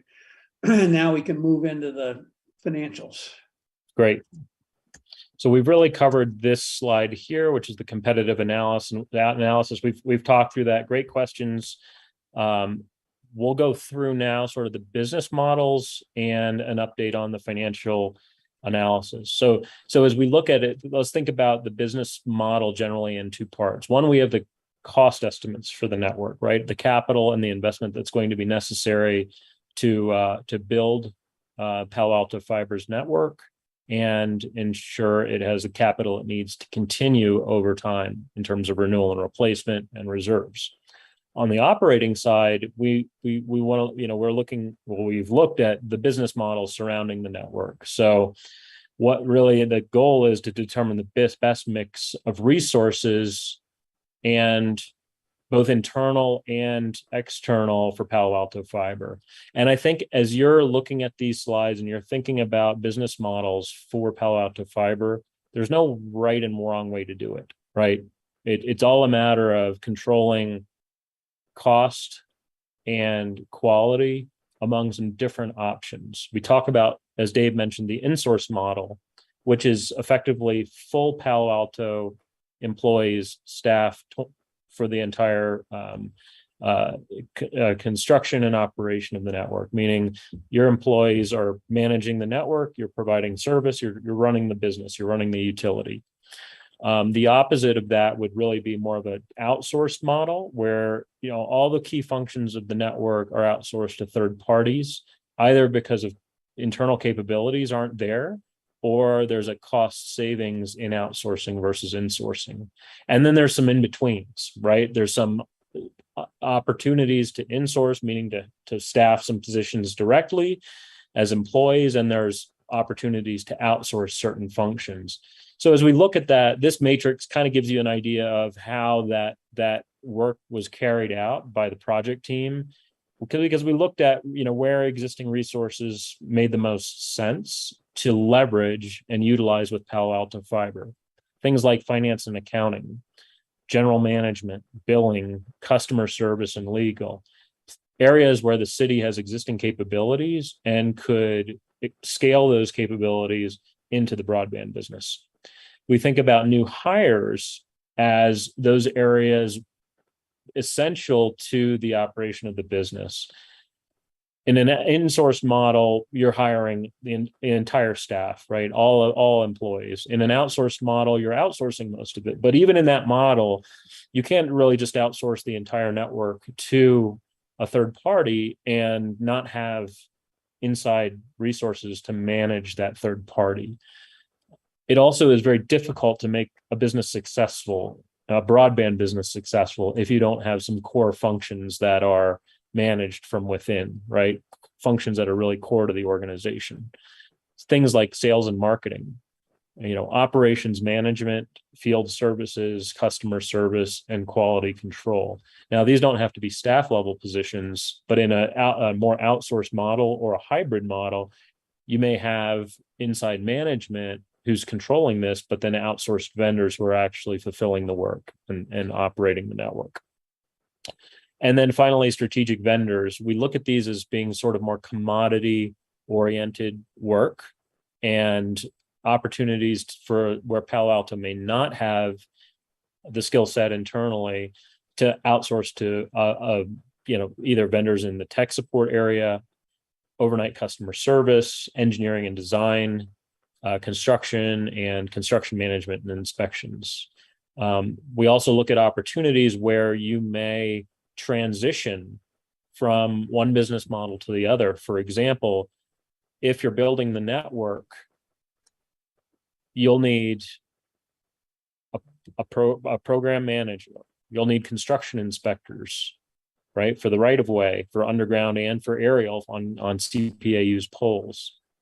You'll need engineering services. All of those are needed with the construction project, but once a construction project is complete, a lot of that staff will go away. So in this case, is it better to hire a strategic vendor to manage the construction of the network? And then once they're complete, that's their scope of work, right? They're finished and it's turned over to the city to operate. So there's some of those opportunities to phase and transition from one, preliminary business model to another over time. There's also the opportunity to learn and to grow those capabilities in-house, but outsource them initially. Things like tech support, network operations, more of the technical functions, where Palo Alto may not have those capabilities today, but as you grow and as you learn from the vendors who may be managing that from day one, those functions could be insourced over time if the business required it.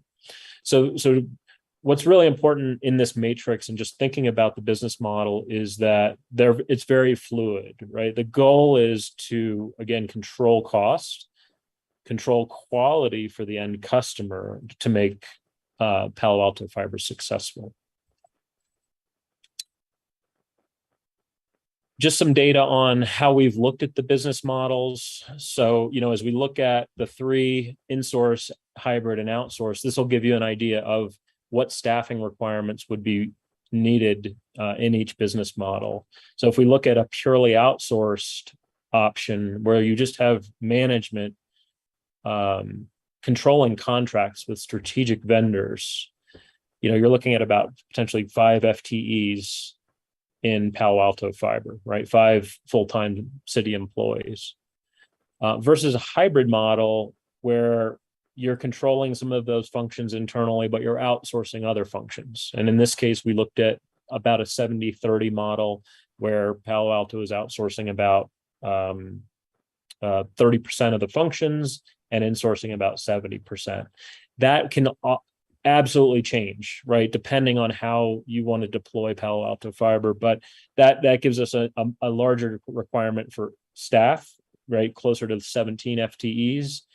And then finally, the in-source model is about 25 FTEs. So 25 new employees for Palo Alto for Fiber. And then, we talk also about the approach of outsourcing the functions during the first few years, like construction management, but then insourcing those over time as Palo Alto picks up the capabilities to manage those specific functions. So in financial terms, you'll see some preliminary numbers in the packets around the different models and the differences in staffing costs for those models. As we look at insourced versus outsourced, there's a pretty significant difference between those two models. Hybrids not, the 70-30 hybrid model didn't give us a very significant change. There's, again, many different iterations to look at as we go through this process. But what's important is really, the core numbers on these bottom rows, right? So over, let's say a 10-year period, we're estimating your in-source staffing costs are about $55 million versus your fully outsourced costs are around $38 million all in. And that's a combination of FTE costs and vendor costs that are being used. So we look at these staffing costs in the top 3 rows as really being, the actual cost of employees and overheads for Palo Alto Fiber. Again, as we look at in-source, growing to about $6 million versus about $1.5 million in the outsourced model. Now, of course, since we're outsourcing quite a bit of that in that fully outsourced model, our vendor costs are growing significantly, right? Because we're pushing most of those functions to the vendors, which is giving us about a $3.5 million cost with strategic vendors on an annual basis. versus the in-source model where you're, using your employees to do that, we're looking at about $500,000 a year. So when we bring that all together, the Palo Alto staffing costs plus the vendor costs, our totals in-sourced about 55 million versus 38 million for the outsource. So it's a pretty big difference between those two. But what's also important is not only the cost, because as we're moving some of those functions outside to strategic vendors, we are losing some control. Now you can control quality and contracts to some degree, but we will be for the savings that Palo Alto Fiber will receive by outsourcing some of these functions, you're also going to be dealing with vendors who have, other business, right? And you're going to be utilizing, say, shared staff for tech support, call centers, et cetera, versus having dedicated in-house staff to be managing that, right? That's just one of the outcomes of outsourcing some of these functions. The quality that's delivered, can we get the best vendors to participate, to give us good pricing, and to deliver the quality that Palo Alto would expect if it were providing services itself? So, some of the key takeaways as we look at this is the balance of quality versus risk and control. We want to think about the retention of key staff and vendors. One thing that's very important as we look at this in-source versus outsourced option, there's no silver bullet for the outsourced option, meaning there's no single vendor who really can perform all of these functions simultaneously as a single outfit. So you're going to be working with multiple vendors, multiple supply contracts to achieve this, which does complicate things, right? There's some finger pointing between vendors if there's issues on the network that you'll have to deal with, right? So there's no, like I said, no silver bullet. It can be done, and it's completely feasible to do, but it's not a light switch where we just outsource all of the operations to a vendor and expect that everything will go smoothly. So picking the right vendors is really important. It's also very, very important to be able to adapt, because you have those vendors in place and you have effectively fixed costs with those vendors. We have to think about making sure that the business can adapt to changing market conditions. So for example, if your take rate is considerably higher than you anticipate, and you have in the call center, let's say you have 30% more volume in the call center than you expect, can your vendors scale to be able to handle that? So due diligence on these key vendors for tech support, network operations, construction management, et cetera, is really critical as we all move forward and looking at the best solution. So John, might we pause again before we go on to the financial plan? Absolutely, Commissioner, Vice Chair. Okay, I think Commissioner Smith and Commissioner Forcell both have questions. So Commissioner Smith. Thank you, Vice Chair. I appreciate it. John, thank you so much. I appreciate that. On your numbers, the summary of staffing models, and you alluded to this in just your comment just now. I assume these staffing models are assuming a 32% take rate. They are correct. Yeah. Okay. I think that's important to note. I think what might be worthwhile in the 10% that we have yet to do is to identify what the count is in terms of what that means in a 32% take rate, what that means in terms of the number of lines that we're delivering, and what that means in terms of how many FTEs are necessary to support X number of lines, right? Just to give a basis of orientation, because what we see here is great, but it shows a very flatlined growth over the extended years, which would be the ideal case. But if your take rate is, if we're going in at what we consider to be conservative at 32%, but we suddenly get a take rate of 65% on day one, these numbers are wrong. Right. And we need to be aware of that. Yep. So that's actually a great point, Commissioner Smith. So I think what we should do is sort of a range. Let's look at, as we get survey data back and we look at those take rates, let's do a high, medium, and low. So we create sort of a wedge right, in a graph to say, our costs are going to end up somewhere in this range, right, inside of this wedge on the graph, rather than trying to peg it to a specific number. Because if you grow too fast and don't have enough customer service agents or installers or tech support, your quality is going to suffer. 100% agree. And I think one caveat to that, in addition to that, what I would want to show council and our fellow citizens in Palo Alto is that despite we're at a tight rate that might be higher, our capital investment is planned in this model. So our capital investment assumes full rollout to the entirety of the city of Palo Alto. So that doesn't get bigger simply because our take rate goes from 32% to 65%. There's incremental adds for individual households, but not the X millions. Not the magnitude that, exactly. And that's important because there will be some variable capital costs with higher take rate.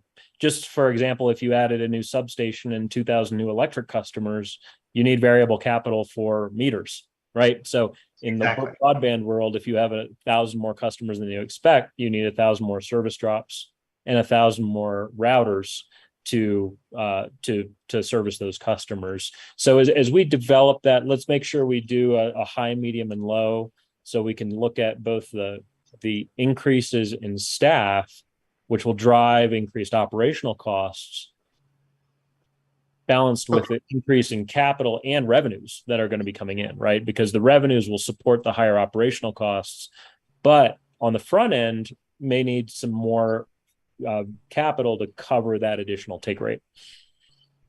Brilliant. Thank you so much. You're welcome.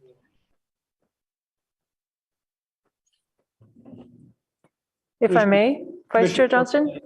Yeah. Thank you. Please. So yeah, Mr. Honker, I appreciate the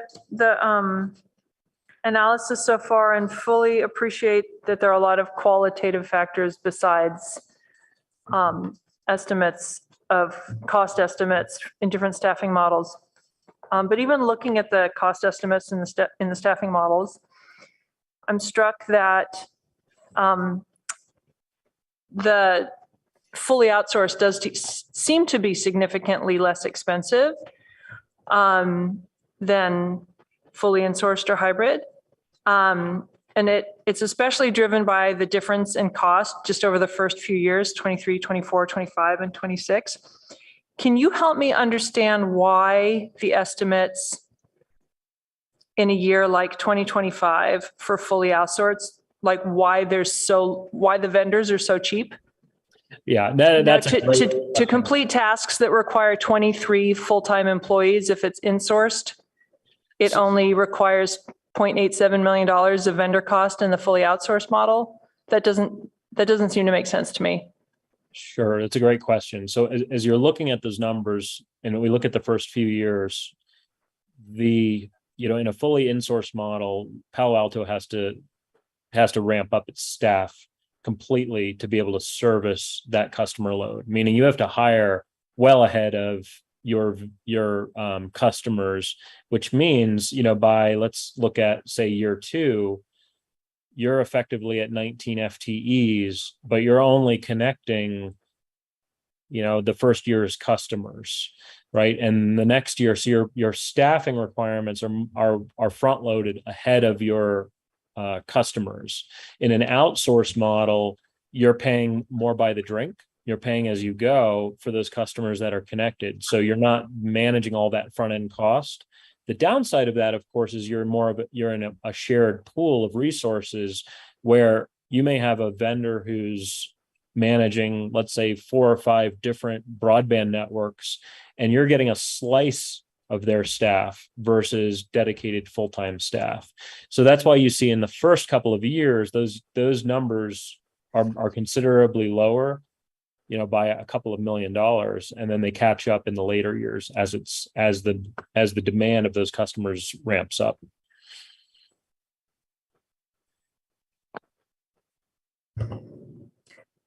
Got it. So the reason vendor costs are quite low in the early years in the fully outsourced model is just they don't have much to do, so you don't have to pay for it. right? You're effectively, most of the vendors will bill you by the customer.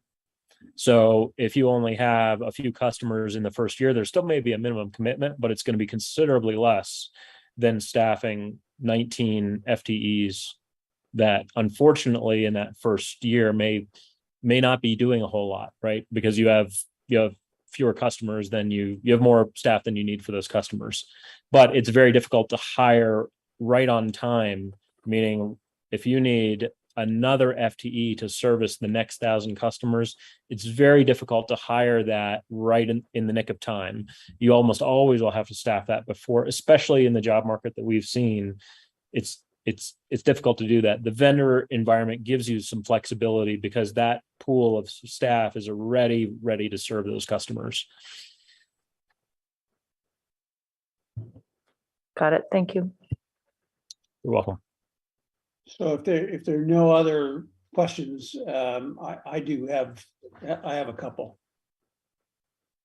John, you note, I guess at the bottom of slide 13, that one approach is to outsource functions during the first several years and then bring them in-house.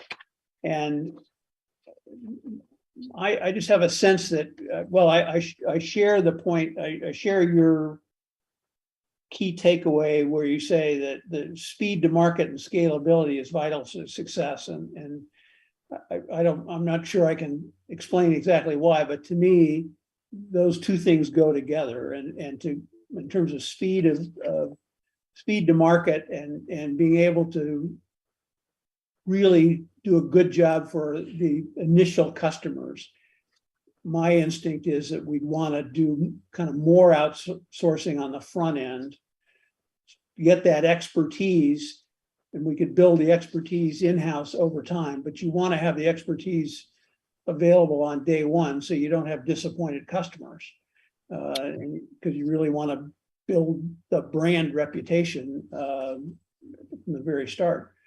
So it's a long way of asking the question whether it would be a way to model the idea of kind of starting with more outsourcing and then ramping down the outsourcing over time. Yeah, absolutely, Vice Chair. We can do that, and we suggest it because our recommendation is to actually move in that direction right now. That's the way we see most municipal utilities doing it. So we think that should be one of the options that we model out for you as we get a little closer here. And to add some color to that, when you're building a broadband utility, you're really building two companies at the same time. One is focused purely on the construction project, right? You're building a potentially $100 million network, and all efforts have to be focused on making sure that network is built on time, on budget, the community is protected, and service is ready when you say it's going to be ready. The second business is the operations business, right? Making sure that all the processes are in place and all the people are in place to turn on without a blip and without having any quality issues or minimal quality issues, or being able to deal with those quality issues effectively when they come up. So what does really become challenging in the field is when a utility is trying to manage both of those simultaneously, right? And that definitely is where we see the opportunity to outsource on the front end, the construction management, inspections, engineering, while Palo Alto Fiber is building getting its legs under it. And on the operations business, that takes a huge headache away from the utility. So if you could model that, and we could look at that kind of with these other financial models, I think that'd be very helpful, because my instinct is that's the way we're going to want to go. Okay. Yes, sir. We'll do that for you. All right. Thank you. So any further questions at this point, or should we get into the numbers? Okay. Thank you. Great. So looking at the most recent estimates, we'll start first with the capital costs for the network. compared to what we had seen sort of in 2021. If you remember last year, as we were going through the first leg of the design process, we did come up with estimates utilizing, again, local contractors for pricing on the construction of the network. And as we did that, we saw that we had a cost for each piece of the network, the fiber backbone, which we had talked about as the network that's going to serve the city needs, the utility, other departments, everything that the city will need operationally for itself internally to continue to grow and have its own connectivity. About 22 million, the fiber to the home network, estimates are about 86 million. We saw that as we looked at the engineering design, if those two networks are built together, there's about a $4.5 million savings. We also identified the fact that you'll need about 12.5 million of startup funding, right? Startup capital. That gives us about 116 million of total costs. The most recent cost estimates went up a bit from 116 million to about 128 million. And that's frankly a result of materials shortages in the market and some labor dislocations. We've seen more inflation in materials than we have in labor. Anything that has plastic in it, such as conduit, fiber jackets, boxes, vaults, splice cases, any of the technical material that is used to build the fiber network, we have seen inflation in that and some supply chain issues. So as late as the end of last year, we were looking at about 128 million total for the project, up from 116. So it's, the inflation, we had some pretty significant contingencies in our original 21 estimates. We increased those a bit based on that new pricing and added some additional contingency given the environment that we're in, right? There are still a lot of unknowns out there as far as fiber materials and supply. What we've seen recently over probably the past 60 days is a little bit of loosening in the supply chain market and a bit more loosening in material availability, which is good. We're going to continue to track that because we think that as that market opens up, some of these prices will come down a bit. So overall total project, which includes the fiber backbone and fiber to the home, assuming they're built together with the potential 8.5 million of savings, is about 128 million in total cost. As we look at the funding, if you all remember, as we worked with city staff, the concept was to leverage the existing fiber fund, which had a balance of about 32.5 million in it, along with about a $10 million contribution from electric toward the fiber backbone, because the electric CPAU will be one of the beneficiaries of the backbone, the fiber backbone. So that contribution from electric would be used to support a portion of that financing.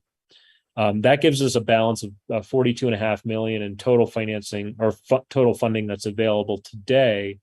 So if we take that 42 off of the 128, we need about a little less than 86 million in new funding required for the backbone fiber to the home together. Now, over the next couple of weeks, as we get additional pricing estimates back from contractors, we'll see if this number changes. We have two local contractors that we're still waiting on pricing back from. So if we see them come back, it may change these averages, but we feel like these are safe numbers right now. We don't expect them to increase from where we're at today.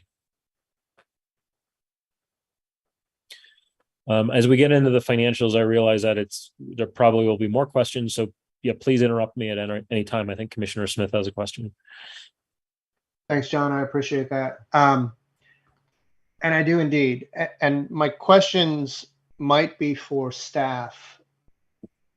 If I look at the existing fiber fund of 32.5, it's my understanding that that was the fiber fund balance as of January.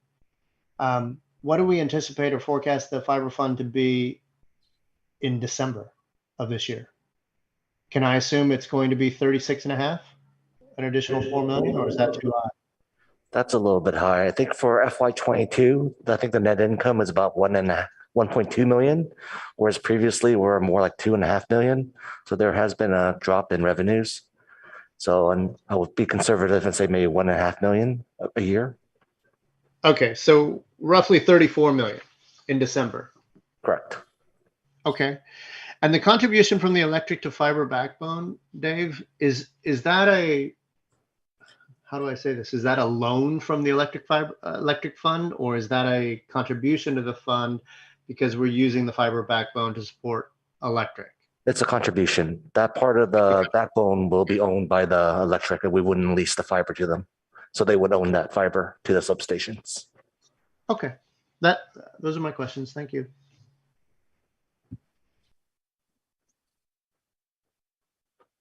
Okay, John, why don't you keep going here? Okay. So as we look at this again, this slide gives us kind of an understanding of pricing bands, and it may look a little funny coming after our capital slide, but this kind of sets up our revenue modeling for the network. So some of the survey data gave us some good preliminary information on where pricing bands should land for different speed services. And I think, Vice Chair, this is what you were asking for before. As we looked at that survey data, we're thinking that right now, these would be the typical packages for Palo Alto Fiber service. So we've got residential and commercial broken out here separately, and we'd be looking at 4, maybe 5 pricing bands. Now, at the top level, you'll see this 10 gigabit and 2 gigabit service. These are really the top tier services that are available today. Very few some utilities are offering them, but they are sort of the next cutting edge. So we think it's important for you to have these because they'll be available in the network that's being built, meaning they'll be based on the network that's being built. You'll be able to offer faster than 1 gigabit speeds. You can offer 2 and even 10, which is 2 times faster than today's gold standard speed, all the way up to a 10 gigabit. And at this point, usability of that by customers, right? There's not a lot of applications that may warrant a 2 gig or a 10 gig speed, but the competition is offering 2 today and potentially could offer 10 in the future. So it's important to get ahead of that and say that the network is ready for the next generation broadband, and we can support these services natively if customers want them. We may only have a handful of customers that are going to want them, but it's important to be at that leading edge so that Palo Alto Fiber is ready to serve those customers and is also marketing itself as a provider of the future in the city. So we would be looking at the top tier, 2 gig, somewhere in the $95 to $150 range. Again, that's relatively arbitrary pricing right now because there's so few of these services out. The core services are really your internet. We'll call it gold, but we'll brand it, come up with good branding for it specific to Palo Alto. So a gold service, which would be 1 gig between 85 and 95 a month, a 600 megabit package between 60 and 80, and then a basic package between 40 and 60 at 200 meg. And that's an important speed tier because as you look at the FCC's, the national definition of broadband, we are moving to 100 megabits as our standard from what used to be 25. So the question is, does Palo Alto want to just offer the bare minimum, right? The FCC definition of broadband, or do we want to offer 200 as the first tier, showing that you're giving, a lot more to the community than what the bare bones definition of broadband is. It's also important to realize as you go up in speed, the marginal cost of providing a 200 megabit versus a 100 megabit is close to zero. So it doesn't cost you any more to offer a 200 megabit than it does a 100 megabit. We do want to be careful not to cannibalize services, meaning we don't want to offer too much speed for too little price, right? The price line in the market has to be set correctly so that you're delivering the value proposition and you're also getting a fair value for that.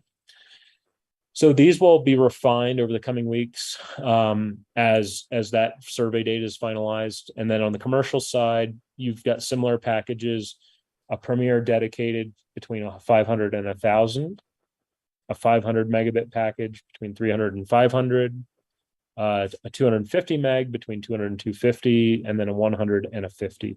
You'll see that on these, the speeds are different than on the residential, because business broadband works a little bit differently. Business broadband pricing and speed tiers, typically you're getting higher prices. It's always been the way the business market has worked. The business market understands that it's a higher priced service typically. Business broadband is more essential to the business's survival than residential as well. The value proposition is different. So these are typical speed tiers. We see this in most markets. And again, these will be refined as we work with you on that final survey data. So this preliminary data will feed into the pro formas to help us understand what our revenues will look like, top line revenues and take rates.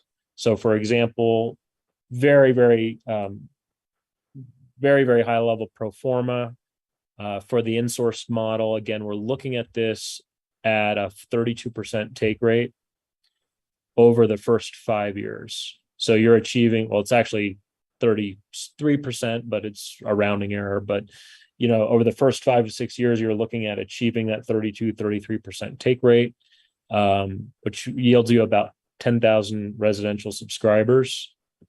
About 14 million in gross revenues, minus your cost of providing services of 5 million, give you a gross profit margin of about 67%. And we're just looking at this 2028 column because it's a good annualized run rate. That 67% margin, a gross margin, is right in the sort of the sweet spot where most ISPs operate right now. Typically, gross margins for ISPs are in the 65 to 75% range. So if you're in that range, the gross margin as a barometer for successful operations is usually pretty strong. Before I move on, I think Commissioner Bowie has a question. Yes. So in these service packages, it's my understanding that many broadband residential business providers have data caps that they're often far too high to hit. But is that something that has been considered here? Is there a data cap that's packaged into some of these kind of future projections of the 12 gigabit and 10 gigabit settings? We might be looking at applications that can hit those. And is that something that would be a differentiator? Would Palo Alto Fiber not have a data cap?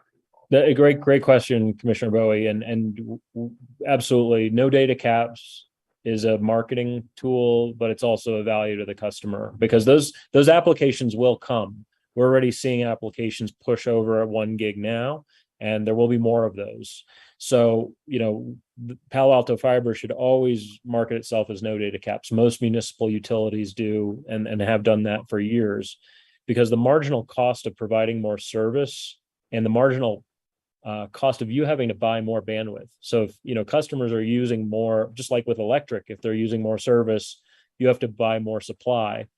In broadband world, it's exactly the same. If they're using the internet more, that means you have to buy wholesale from your suppliers. You have to buy more wholesale from your suppliers. But for every megabit that you buy, just like for every kilowatt, well, in some cases, your price goes down in the broadband world. In the supply, in the electric world, it may go up, right? And you have to buy at peak. In the broadband world, it's the complete opposite. It's your price for every additional meg goes down. So when we talk about the opportunity to not use data caps, it's not just a marketing message. It's not just, it's not something that's going to cost you. It's actually a benefit of the broadband business model that as you're growing and you're adding more wholesale supply, your costs are going down. So we definitely think you should be marketing no data caps as part of the service. And so with that, as these applications are coming online, and I don't online to those, that may impact big rate calculations, because presumably it'd be becoming more competitive. Correct. That's right. As time goes on and data caps become more relevant. That's right. And it's hard to quantify that right now. So we wouldn't say, well, marketing your service with no data caps will increase your take rate by 10%. That might be a little challenging, but we know it helps, right?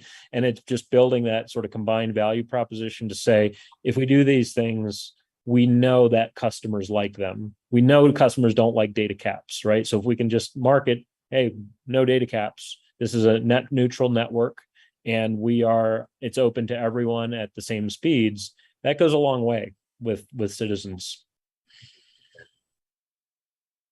Okay, I think that's it for now. Thank you. Yeah, you're welcome. Sure. So as we look at the outsource model, the numbers are relatively similar in the outsource model. We see relatively similar margins across outsourcing versus insourcing. What's going to be really important as we look at the final numbers in all of these preliminary pro formas is, what's the best mix of what's the best business model mix that's going to drive the highest take rate? Because at the end of the day, more customers and higher take rates will offset higher operational costs. So I think as you think about this and you start to look at the data over the coming weeks, as we get final pro formas put together, it's really important to assess, which business model is going to drive the highest take rate, because take rates will offset a lot of the cost challenges, right? Meaning higher take rates will give us a better opportunity for much higher revenues, and then we can have more flexibility in how we manage our operating costs over time. So we'll start to work with you on that here in the coming weeks as we finalize these. And then also what's really important is to look at our sensitivity analysis in the key variables. So as we start to look at business decisions around Palo Alto Fiber, what are the decisions and what are the outcomes of different scenarios? Meaning, what if competition drops prices 20%? How do we respond to that? And what sensitivities does that have on the business models? For example, this is just in a very simple graph. We have a whole run of these that use Monte Carlo analysis to identify the most sensitive variables that we have to track. But this sensitivity analysis just looks at the balance of funds at different take rates over the first 10 years of the network. So for example, what's really important here is to look at how the cash balances change. And in each year, these numbers here represent the cash balance at the end of the year for Palo Alto Fiber. And the slope of this curve is really typical for most broadband networks, meaning that we have beginning cash that's coming in $17.5 million from the fiber fund, $15 million contribution from the fiber fund and the electric fund, which will give us a strong balance of cash and a buildup.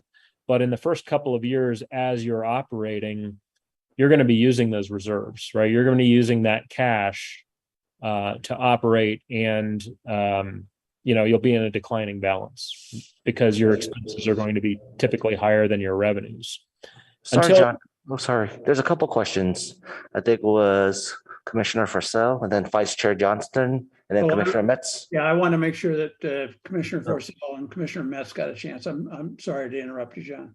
Yeah, no, I apologize. I'm not able to see the hands on my Zoom, so just interrupt me at any time. Neither am I. So that Commissioner Forcell? Yes. Commissioner Metz will go first. Okay.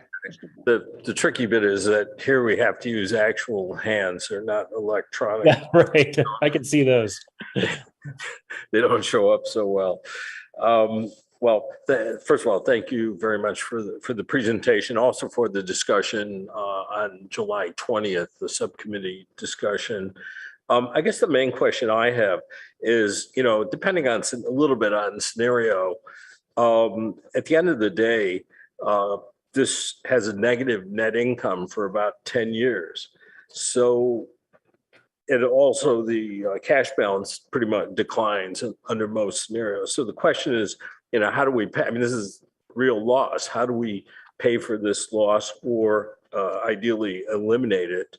I had one other question that I think is important to the finances.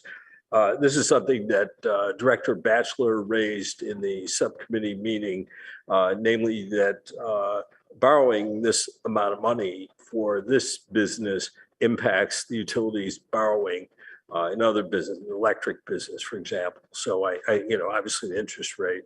So, I think my main question, so I appreciate if you could address that either now or in future presentations, but especially, what are the thoughts on how we pay for or eliminate losses that are shown here?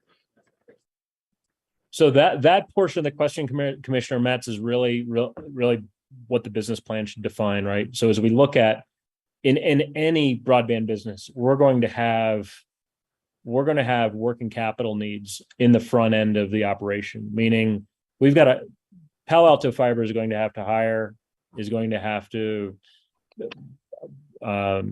have operational expenses in the first couple of years, and those operational expenses are going to be higher than revenues, right? As you start to bring on your first customers, at a point that revenues have to exceed expenses, right? Otherwise, you don't have a sustainable utility. So the question becomes, how do we accelerate that? How do we get revenues above expenses as quickly as possible? And again, it comes back, why I'd like to show this slide is all about take rate. What can we do to drive higher take rates in the early years of the project? Because it creates a much higher sustainability for the long term versus having these declining cash flows over a much longer term. So we've been talking about 32% as sort of the conservative business case. We look at most utilities, the average take rate is around 40 to 45%. So if we're aiming low in terms of our estimates and being very conservative, we also then we expect higher take rates. But let's put in the strategies to build Palo Alto Fiber as quickly as you can and connect customers as quickly as you can. And that gets back to an overall management strategy, potentially of outsourcing the front end of this to a firm that allows Palo Alto Fiber to focus more on the operational side, but then even bring in those strategic vendors for those first couple of years to really accelerate growth. Because it's all about, like I said before, take rate will dominate and will really help control the finances, right? More customers will always give us an opportunity to drive more revenue. And if we can do that in the early years, it's going to carry through the rest of the system in the later years.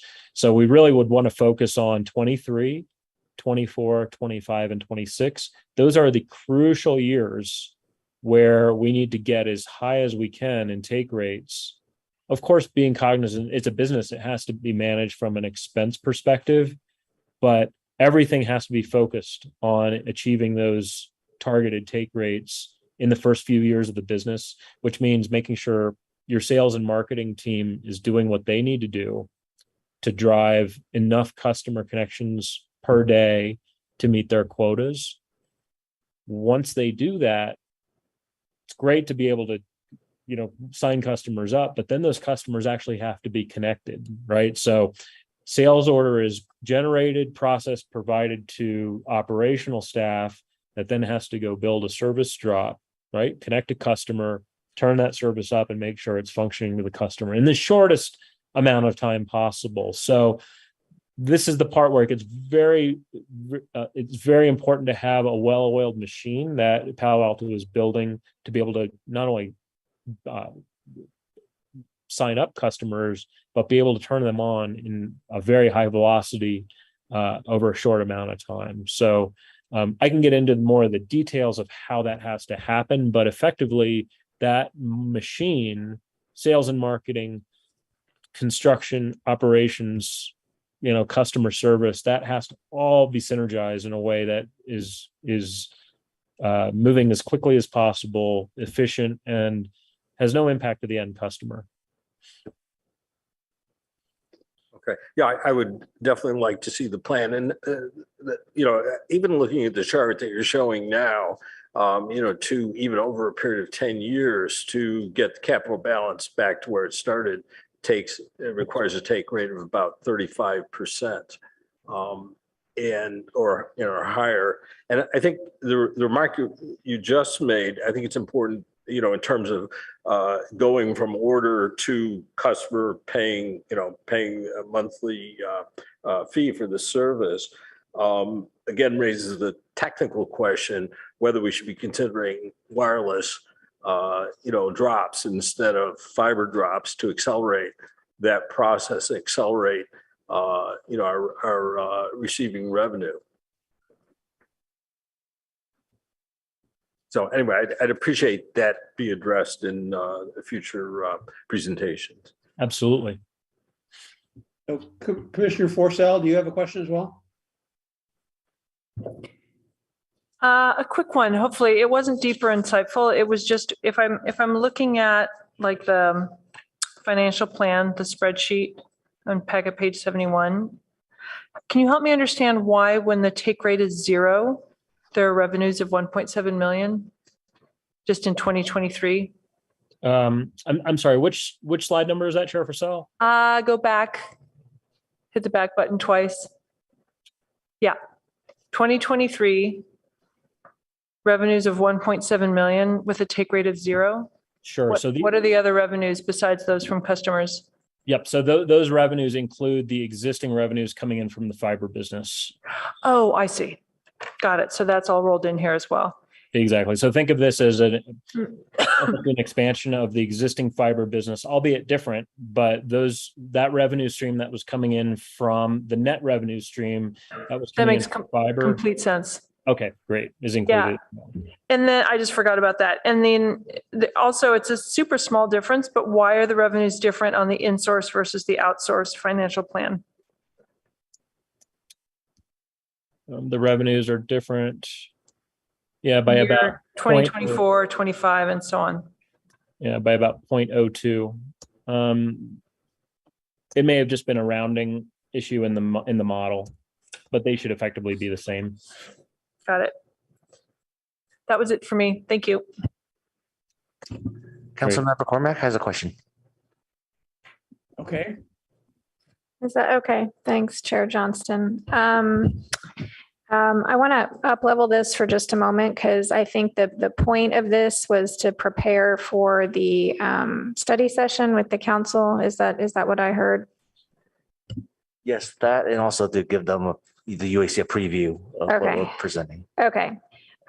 So in our other utilities, which are more regulated than, Mr. Honker, you're describing this would be, we have cost of service issues and we cannot cross subsidize between the different classes and we can't charge certain things. So when this comes forward, we need to highlight that and explain it because it's not going to be intuitive to, I would say, at least five of the council members. One is familiar with it and I'm getting up to speed because I'm sitting here. So I just want, when we're sort of blithely going through like, oh, we charge this different thing and blah, blah, blah, we just need to be really clear on that because this will feel very different to the council and to the community.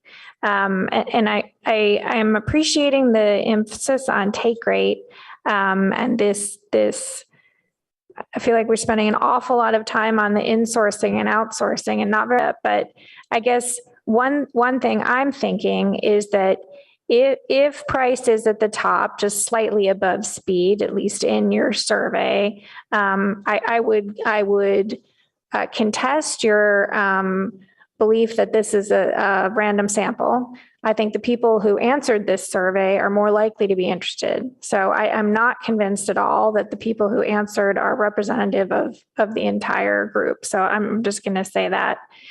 If in this survey, price is at the top, is one way we could adjust these results in the financial models is vary the pricing based on the expenses?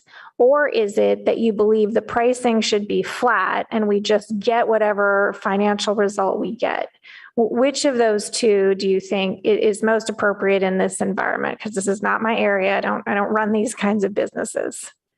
So we always look at it sort of from the bottom up, right? We have to build the financial model, and you want to think about the financial model for broadband as both, right? It has to be a bottom up model where you're building up from your expenses to determine your minimum pricing, but you also then have to set your market pricing based on what the customer is willing to pay and what the competition charges, right? And adjust that as appropriate. So we think about the cost bottom up cost model, meaning that we have to build that first because you can't sell below your cost, right? You have to be able to, as a utility, you have to be able to sell for more than your cost, and you have to be able to eventually earn a profit or earn a break even in the business to make it sustainable, meaning we don't want Palo Alto Fiber to have to continuously have capital infusions because from who knows where. No, I get that. I'm just, maybe I wasn't clear with my question.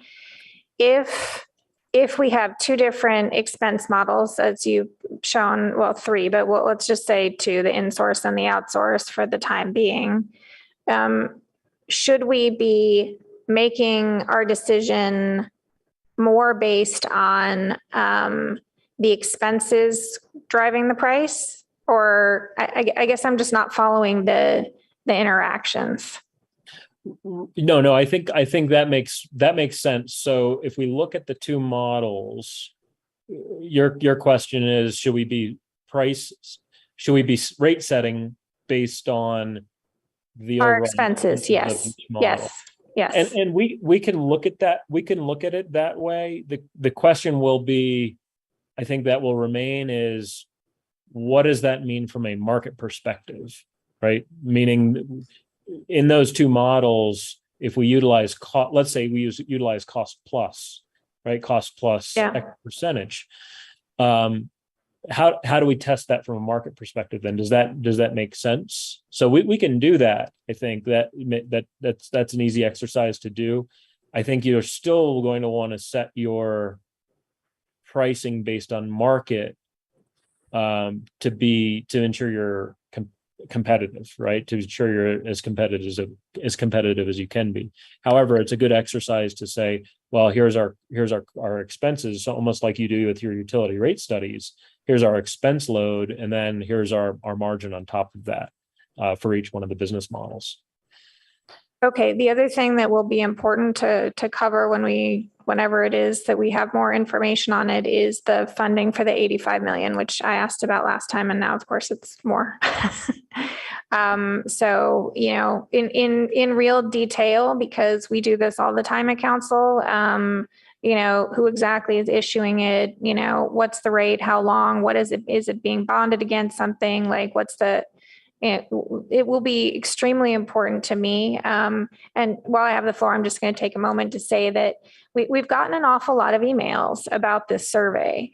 And not all of them have been very complimentary. I've gotten some emails from people who were very supportive of this project over the past couple years and are less so now. So personally, I'm going to be taking a much harder look at these numbers, when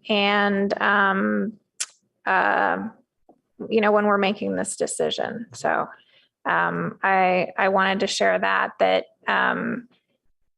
we're going to need to up-level this a little bit for the discussion with council. And I appreciate all the time that the commissioners, have spent on these details.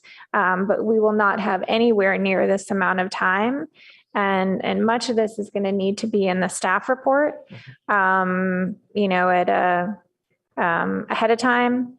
And then the slides are going to not need to be the meat. I know the staff understands this, but I'm saying this for the benefit of our consultants and for commissioners who don't spend as much quality time on Monday nights as some of the rest of us do. So, these to be helpful, constructive comments.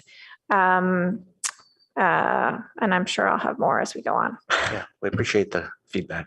Councilmember Cormack. I think for the 85 million that is built into the model, John, correct me if I'm wrong, there is an assumption that we would bond finance 85 million and then depreciation, it's either 10 or 20 years. We the cities, we the utilities, we the fiber company that doesn't have a governance structure we haven't yet. gone that far yet, but the assumption, the 5% return interest rate. But that's going to matter, right? Right. It's going to matter what ratings we get depending on how we structure it. It's not apparent. I mean, I don't know enough about this to know, but I can imagine a scenario under which if it's not actually the city, if it's some new governance structure, we won't necessarily have the city's bond rating. And then what are you going to have? And also exploring still federal loans and whatnot to see if that's available for qualified. So hopefully we have more information by September. Okay. Commissioner Smith, do you have a question? I do. I have both questions and a couple of comments. The question is on this particular chart in particular, I see the $32.5 million contribution from the the fiber fund, but I don't see the $10 million contribution from the electric fund. Yeah. Is that missing?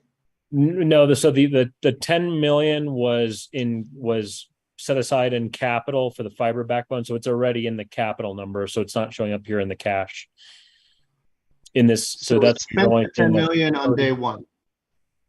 Correct. Okay. Okay. So these are end of year or end of fiscal year capital available, correct? From 2023 to 2033, correct? That's right, Commissioner Smith. So basically end of year fund balance. Have we established a base by which that working capital base that we need to be at? As just a reminder to everyone, this is a public entity. We're not driven by a profit margin.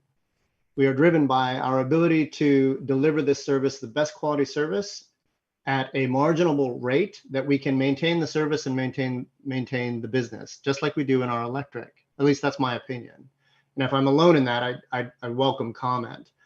We don't need to make a significant amount of profit in order to make it a viable business. So to that, I would argue that some of these working capital values that are here at the end of the year or the end of the fiscal year may be too high. And our assumptions should be closer to break even, not necessarily into bankrolling $46 million by the end of year 10. What would we do with $46 million that we couldn't spend on anything else other than fiber? That would be my question and comment.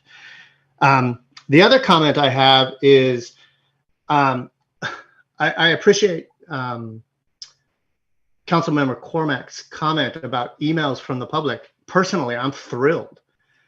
One of my greatest concerns, and in fact, one of the greatest concerns of the UAC from 3 years ago, was that we would not get public participation in the discussion about doing fiber to the home. And I am thrilled, both pro and against, that we are getting public commentary. And if they are indeed emailing city council members, I would hope that the city council would make that available for discussion in the final report. So thank you. Let me just interrupt. Commissioner Smith, they're public records. They go to the city council email. Anyone can see them. They're up on the website. Brilliant. Thank you so much. Again, just reemphasizing the point, public discourse on this subject, given the great value that we're talking about bringing to the city, I think is incredibly important and necessary. Thank you. So I had a comment to kind of follow up on Commissioner Smith's comment about the building up $45 million in the fund. Am I right that if we are building up amounts like that, we can use it to pay down the debt faster?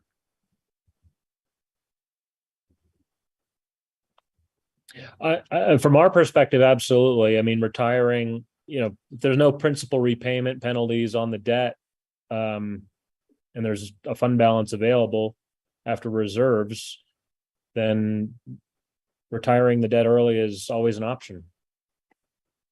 And I would think that would help us with, other financing for other projects. So, I mean, just as a comment, what I have gotten out of the discussion both tonight and the discussion we had at the fiber subcommittee. First of all, John, thank you for all that you've put together for us. I think it's very helpful to see this.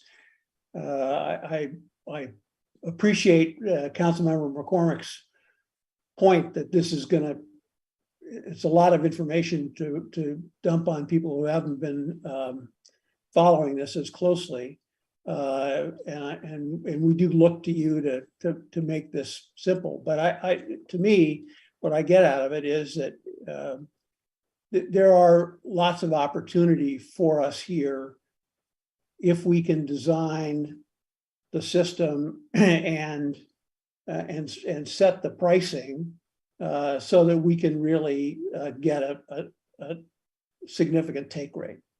This chart just shows what a difference it makes, even between a 32% take rate and a 50% take rate. We've got half the people in the community who've already said they've cut the cord. It seems to me if we can provide faster speeds at lower prices and which we should be able to do since we don't have to make a profit. We really have an opportunity to capture a significant share of the market. And I don't want to minimize the challenges that we're going to face running a business, which unlike the rest of the businesses, this has got competition. We're in a commercial business.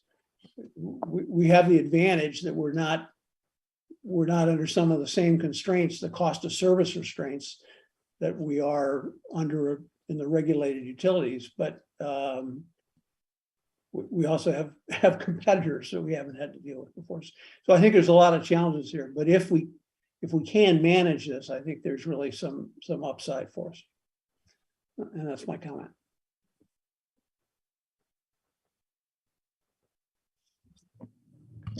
So Chair Johnson, I'm so sorry, Councilmember Cormack, can I ask one more thing that perhaps I missed it? When could this service be available? Well, if somebody wants to buy it, how soon will it be before they can buy it? Commissioner, was that a question for me or was that for staff or you, Mr. Honker?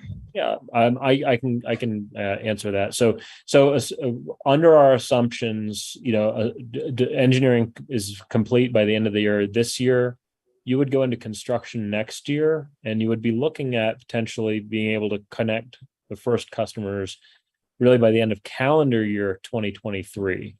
So, that would be a aggressive goal, but doable goal if, the city can move forward in a relatively rapid progression from today. And how long would it take until everyone in the city had the opportunity to purchase this service? We would anticipate a 3 to 4 year construction project.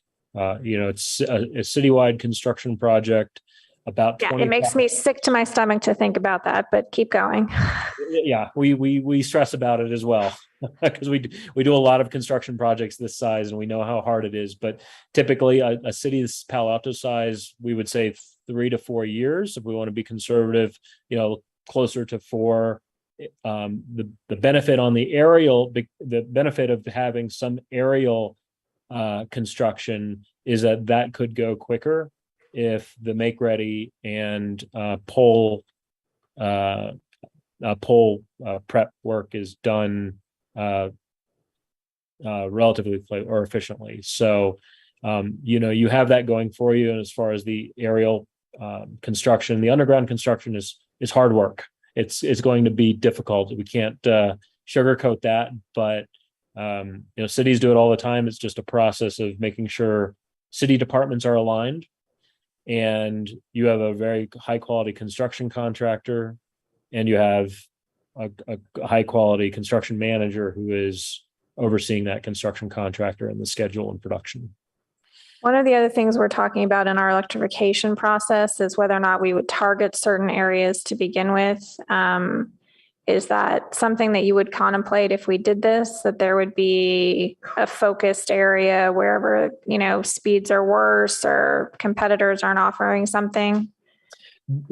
Commissioner, there's really a couple of different dynamics there. So from a pure physics perspective, construction of the aerial plant will be relatively easier than underground, meaning that you could build more for less money and connect more customers. So think about that as one of the dynamics as we work toward the phasing, right? Which areas should be built first, but you'll also have really granular data on where customers have the most interest. So that may not line up with right, yeah. So we'll look at different dynamics. Our gut suspicion would be that you want to build in the aerial areas first, where you have the most customer signups today. Okay. Sorts of questions I'm asking, the more high level things that are about the, whether or not to move forward, not the specifics of the various financial plans. Let's just be sure we got those, asked and answered before we get to the study session. I've just seen too many of these be unhelpful, for commissions. And I don't want that to happen with this. So open to thoughts about how I can be helpful, in preparing the staff report. And I realize that's not usually done. Maybe, however it is we want to do it, but, the UAC it's such a wonderful commission, and I love being the council liaison here. But we're not going to be able to operate in the same way when we get to the study session. Just thinking out loud, lots of times we do questions that need to be answered. Sometimes we do this in finance. Staff will come forward and say, here are the 5 questions we need answers to. And that might be, one way to think about this, just to structure it in advance. Okay.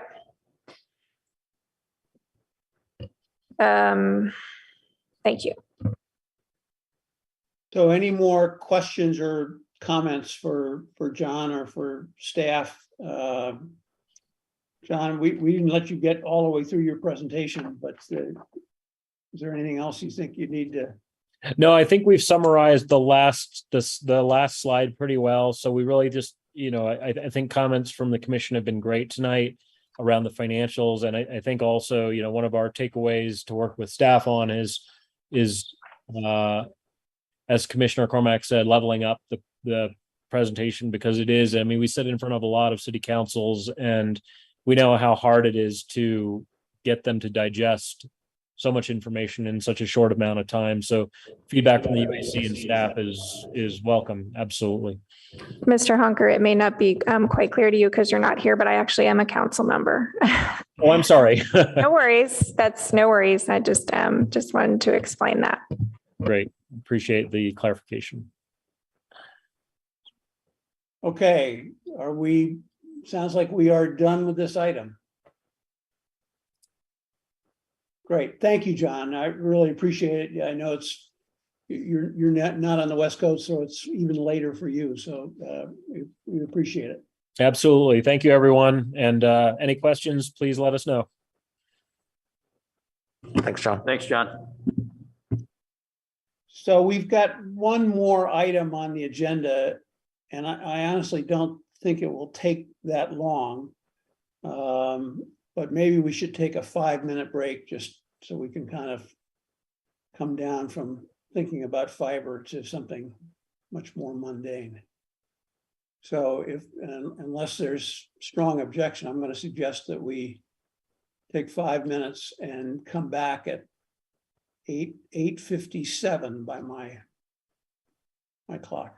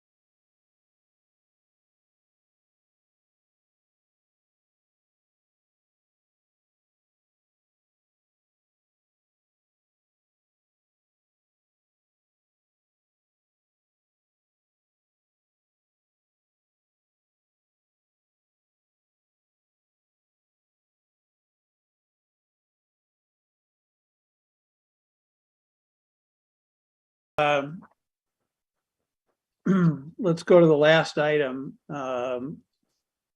which is consideration and possibly adopt an attendance policy. Is there a presentation from the staff on this? Chair Johnson, there is not a presentation from staff. Okay. Is there anything that anybody, all right, well, we have a recommendation and I take it it's based on a request from the city council that the UAC and presumably all of the other boards and commissions adopt a similar attendance policy. Yes, Vice Chair Johnson, this is Tabitha Boatwright, the administrative assistant to the utilities. During the prior break for council, they did discuss that it would be recommended that all boards and commissions have an actual attendance policy in place. Currently, there are none other than councils. So this is a vision of the council's attendance policy with the UAC legal team revisions to it. Okay. All right, well, I mean, I have some questions and comments, but maybe I'll open the floor to questions and comments from others. Commissioner Metz and then Commissioner Fortell. Okay. Yeah, I would just confess that I really didn't understand this. And it seemed to be saying that if a commissioner attends a meeting remotely, they have to allow other people to show up at their vacation home or whatever it is. So honestly, I guess my request would be that someone explain what it says. Can I ask my question before somebody jumps in? Sure. Is this for when California no longer has the emergency state of emergency? So this is not overlapping with what we're doing now, where we vote every month to continue to be, right? This is for when that's over, what is our policy going to be going forward? That's my understanding. Okay. This policy applies. This policy applies when there's not a declared state of emergency. And we have a declared state of emergency now. So, and I will say, just in part, in answer to Commissioner Metz's question, this policy, I mean, I agree with what you said. What you're reading is that if someone attends remotely, that person has to post an agenda and make sure the public is invited and access it, which would make it very difficult for anybody to host it in their home, or if they were in a hotel room somewhere. It's a very cumbersome policy, but it's required by California law. The government code section that's referred to here, it doesn't track the government code because the government code is a little bit more vague, but my understanding here is that the city attorney has tried to draft a policy that will comply with the government code. Anyway, but it's a very cumbersome policy. But one question I have, and maybe Council Member Cormack can comment on this, is this the same remote attendance policy that applies to City Council? So let me just back up and say it's a Brown Act requirement, Right. that if you, before the state of emergency, that if you were participating remotely, which was only permitted by phone and not by video, I think it was just telephonically. Don't quote me on the teleconference. Others may have permitted it. We did not here in the city, possibly because we didn't have the capacity. Yeah, you must list your, and so it happened routinely. There'd be a hotel name here or somebody's, a home that they were visiting. It's part of the reason that the state of emergency is allowing, some members here and some of us earlier to not have to disclose your home location. So this does seem cumbersome. It is intended, though, to allow the public to see us doing our work. I don't know that we have printed all of this out. The important part from the council perspective, I think, was on the first page, which is that we have set for ourselves a requirement even now that remote participation is limited. Was it 3? I feel like it was 5. I thought it was 3. Is 3? I thought. Okay. Wow. April thought seems so. like a long time ago. So I cannot speak to whether or not we currently have this second page listed in this detail, but the staff would have to discuss that. The other thing is that there are some state laws that are making their way through that are trying to figure out how to, use this wonderful platform that we have, but not let individuals abuse it, and figure out how to make sure, we've got some statements in here about a quorum. Right. There was one of them that didn't even require that a quorum be participating in the city. And I'll just play this out for you, right? If someone's on video, you don't even know, they could have moved somewhere else and not actually anymore even, be participating from the city. So it's a bit of a mess right now. I don't think I've been very helpful. But what I will say is the council has been meeting in person for a significant period of time. And we collectively have agreed that it's important for us to do that. We are encouraging the boards and commissions to meet in person, but for you to establish your own attendance policy. Sorry, I just can't be any more helpful than that.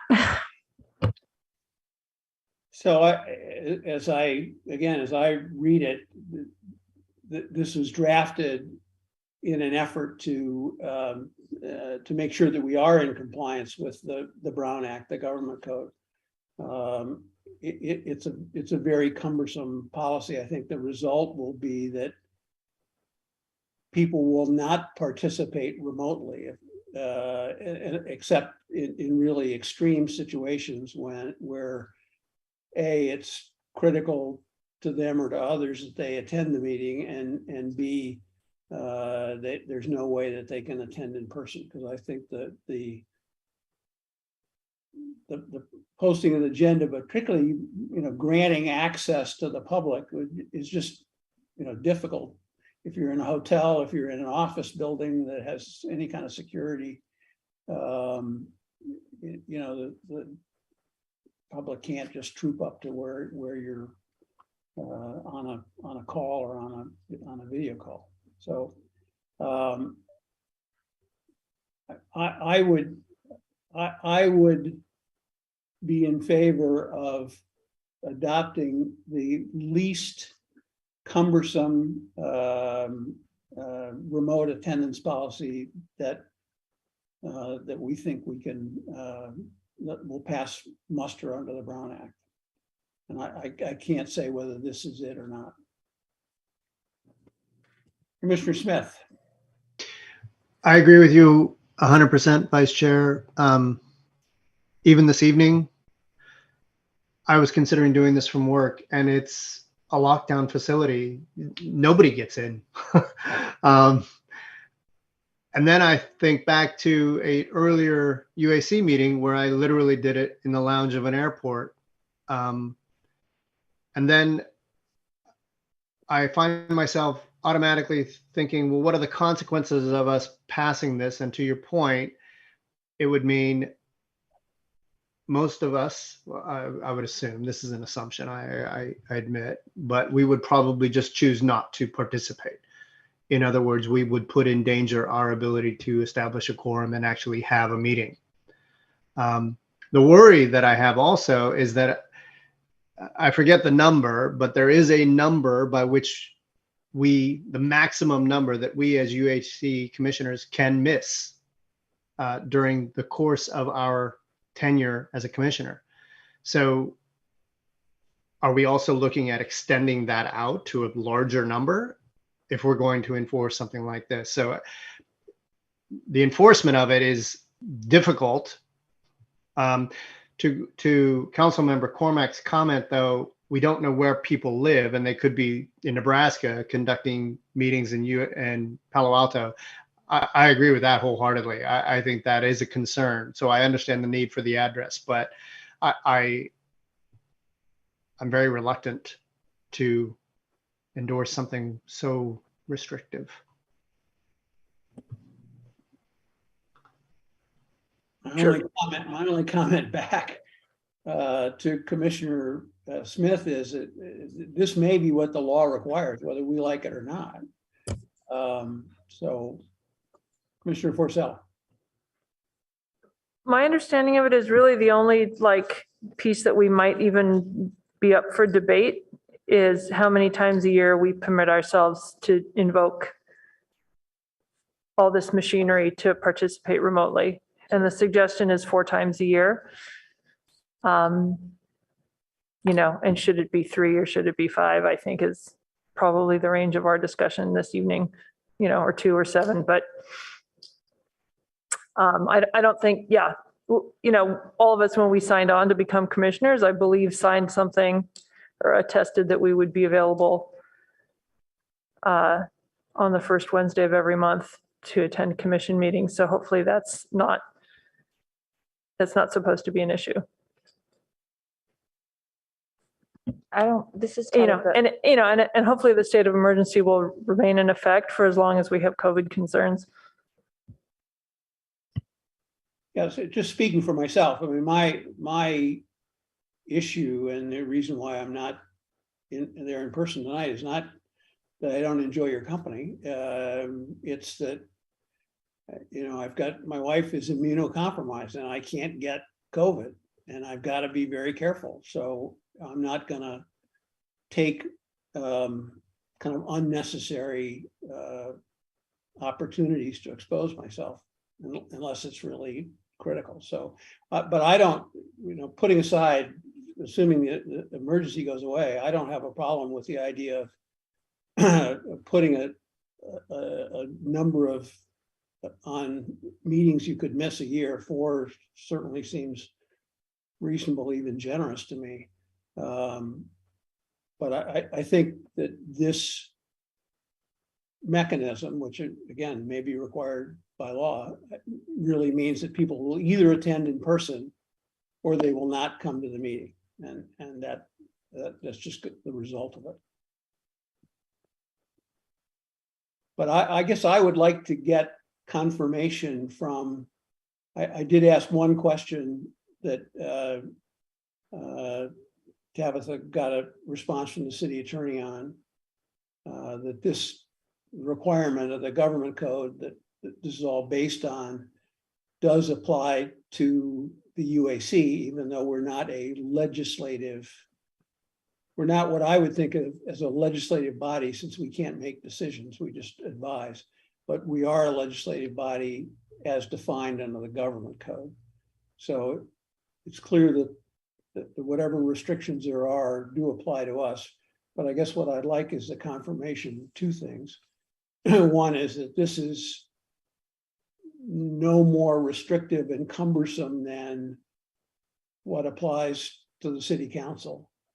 And that, basically this is the regime that all of the boards and commissions will be required to follow.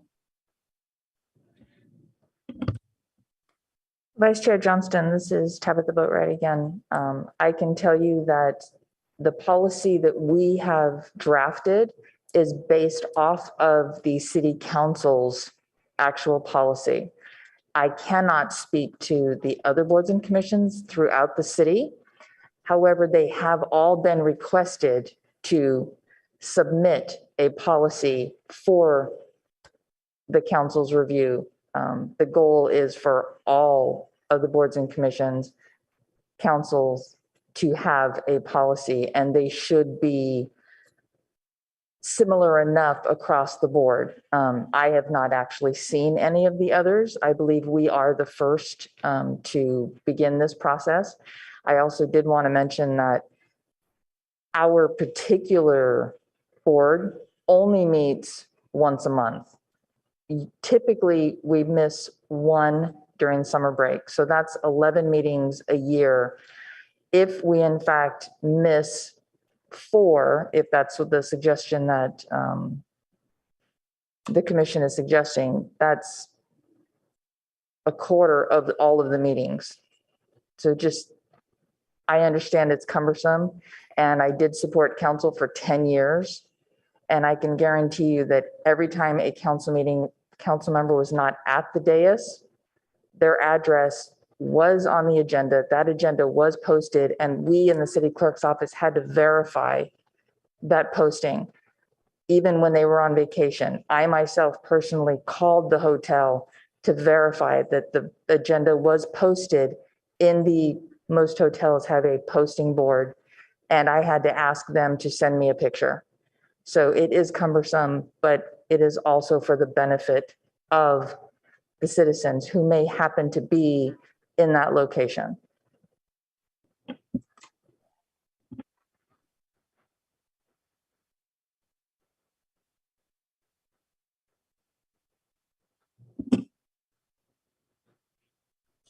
Chair Johnson, if I can make a suggestion, is that if the commission has concerns about this, what we could do is I can ask for an attorney to come to next month's meeting, answer any of your questions if you're feeling uncomfortable with this. But I have to agree that I think this pretty much reads pretty close to what it was before, with notification of when a commissioner would be out, would have to make some type of posting wherever their location is. But again, I could, if you'd like, we could push this till next month, and I can have an attorney attend our meeting for us. I mean, the only reason, in my mind, the only reason to defer it, is if anybody had any suggestions about how to make it less cumbersome but still comply with the law. And that's kind of why I was asking whether all of the other boards and commissions and the city council had all signed on to the same policy, so because other than perhaps the number of times you could miss a meeting, just so we'd have some confidence that we were kind of signing up for the least cumbersome version of this rule.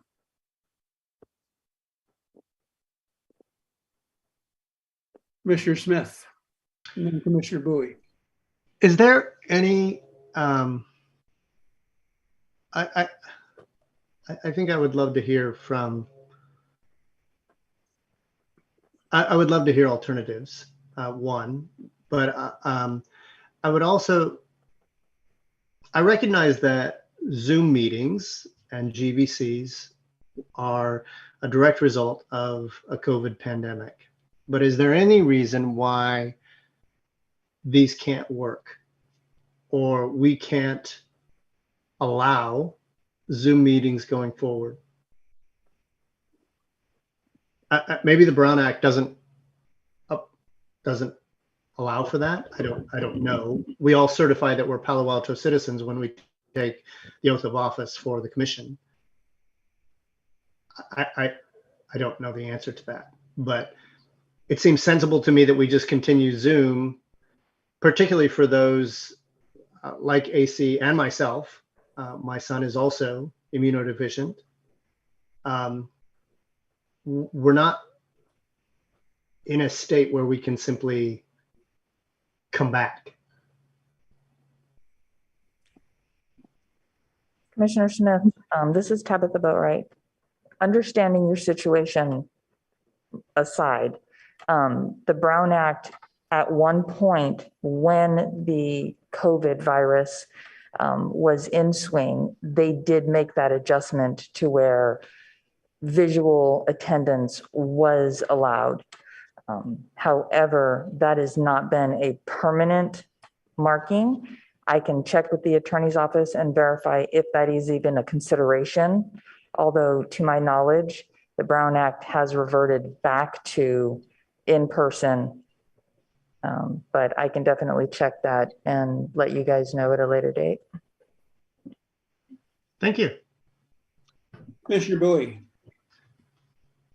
So I share the sentiment that thinking through options seems to be a prudent course. It seems like I personally don't know enough about the process of Brown Act compliance here to speak to this right now.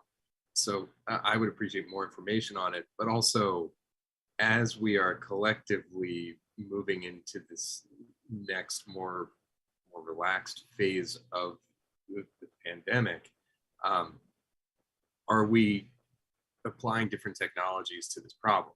I mean, if we're capable of, there's so much more kind of like geolocation technology that can confirm where we are, and really is it that much of a restriction on public access to not physically be in the same space? That things have changed fundamentally in terms of how we are able to interact with one another. So I think that a complete reversion in some ways loses a degree of access and equity that we may have established through this emergency. We've learned a lot, and so I'm curious if there are new paths to compliance, or if there's any kind of other routes that are looking at other things. So see hand up. Yeah, Commissioner Forcell, I think I see your hand up. Yeah, no, I think we should take Director Batchelor's suggestion and table this until next month. I think everybody's making really good points. Unfortunately, I think they're points we need to make with our state legislators, because I think what we're debating is not like up for debate at our level. My only one question is, does anybody have a crystal ball to know how much longer the state of emergency is likely to last? Is this coming from a place of an end date has been declared? Like, this might be something that doesn't actually take effect for months or years, right? Okay. But maybe that's also something that the attorney, if they come next month, can help us get some insight into. Is sort of like, when will this actually matter? Right. But it's also something we have no control over. I mean, at some point, they're going to declare the emergency over, and then we have whatever policy we have. Yes. And in all seriousness, we should probably all write our state legislators as members of a commission grappling with these issues. Because I think some good points have been raised. But I don't know that it helps us to raise them with each other. I don't feel that I should continue to have to represent the Brown Act and what the council has done. I think staff needs to come back, and obviously more education needs to occur. But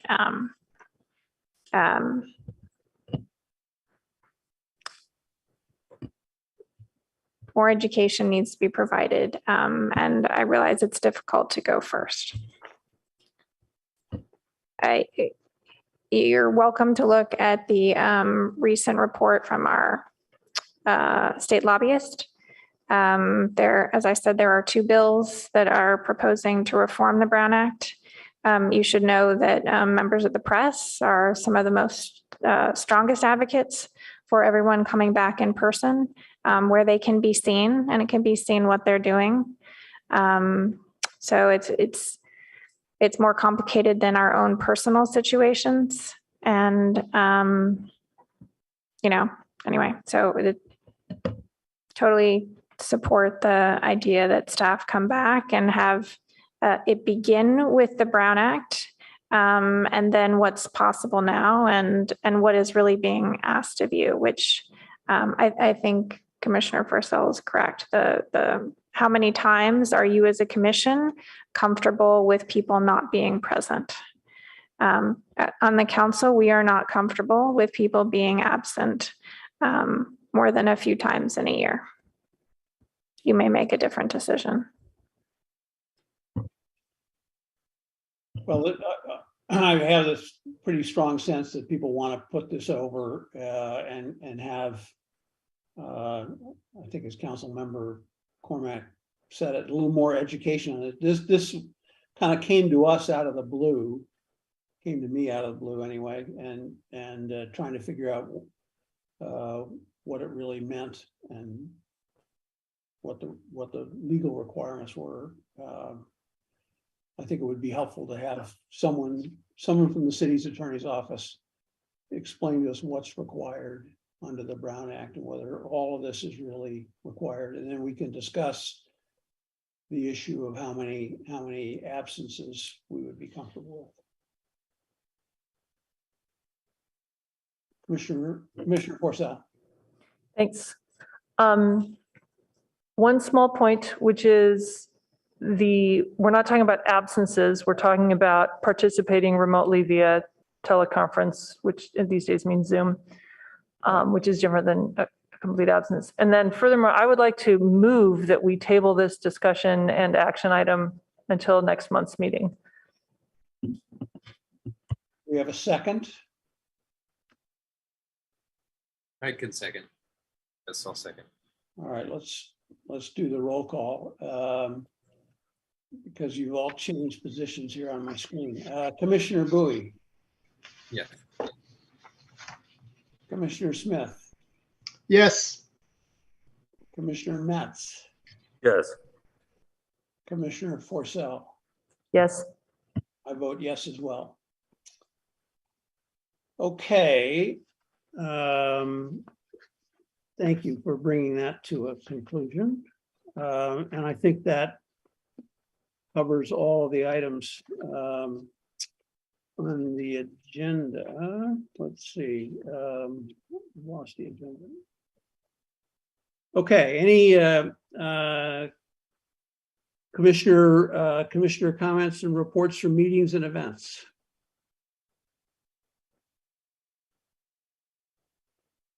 I don't see any hands.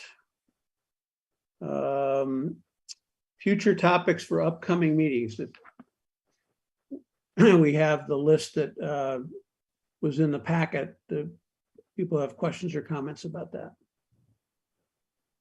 Commissioner Metz. Yes, I saw two topics on the calendar that I think are important. One is resilience. I'd like particularly which I think is on the calendar for October. So I'd just like to request that ties in with emergency response. Also, at the very, very bottom, distributed energy resources discussion doesn't have a date.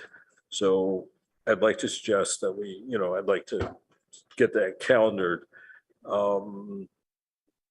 And I've gotten requests from folks in the city council for that topic particular that we address it. The third thing that's not on the calendar that I'd like to suggest that we get on the calendar is something we've discussed, which is building the electrical infrastructure for SCAP. We've agendized the upgrades to the electrical infrastructure, but as we've talked about in the commissioner memo that Mr. Johnson and I developed several months ago, talked about the need to connect those two. How are we upgrading the infrastructure to address SCAP or agreeing that we're not? So I'd like to ask that be put on the calendar. Mr. Metz, I think there's an item down at the bottom, grid modernization, September or October. I read that to be what you're talking about. Okay. I do think it's critical that it does get addressed in that time frame. Okay. The reason I'm raising it is I saw that item as well, but I'm raising it because past grid modernization discussions explicitly did not address SCAP. So I think it's important that we either agree that we're not going to take it on or get it agendized and get prepared for it. Commissioner Moretz, so I can tell you that, the plan is on this is that, we've had a consultant looking at a high level portion of the grid itself. And we were going to bring that information back to the commission to give an overview about what some of the early findings are. We've been talking about where's the plan need to go on actually then at that point, making some changes to the system itself. How are we going to do this in a timely manner of when we want to go and roll out the rest of the electrification? So we're going to talk a little bit about those things in this upcoming grid modernization. So I thought that from your memo with Commissioner Johnson or Vice Chair Johnson, I thought that we would try to cover some of that in this grid modernization update next month. Okay, that would be great. I think it's really important. Great, thank you.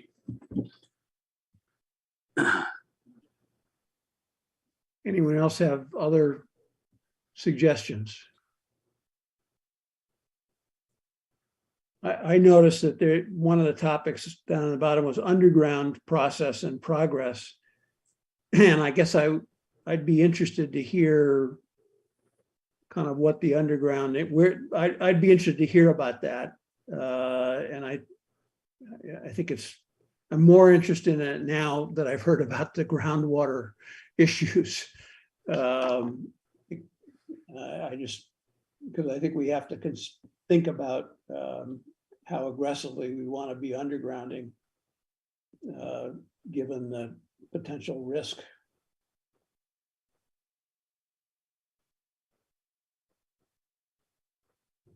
Vice Chair Johnson, we'll have to take a look at that one.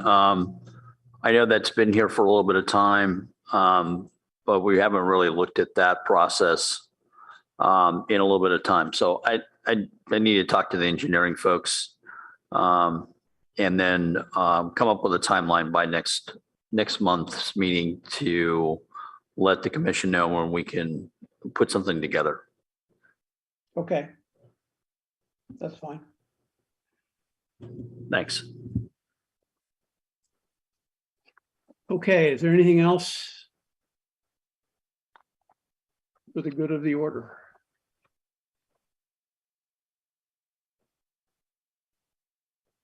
Do we have a motion to adjourn? Move to adjourn. Second. All right. I don't think we have to vote on this one. So thank you very much. I appreciate it. Really good discussion about the fiber. So important. So we need to all get ready for the meeting with the city council. Thank you very much. Cheers. Thank you. Good night, everyone.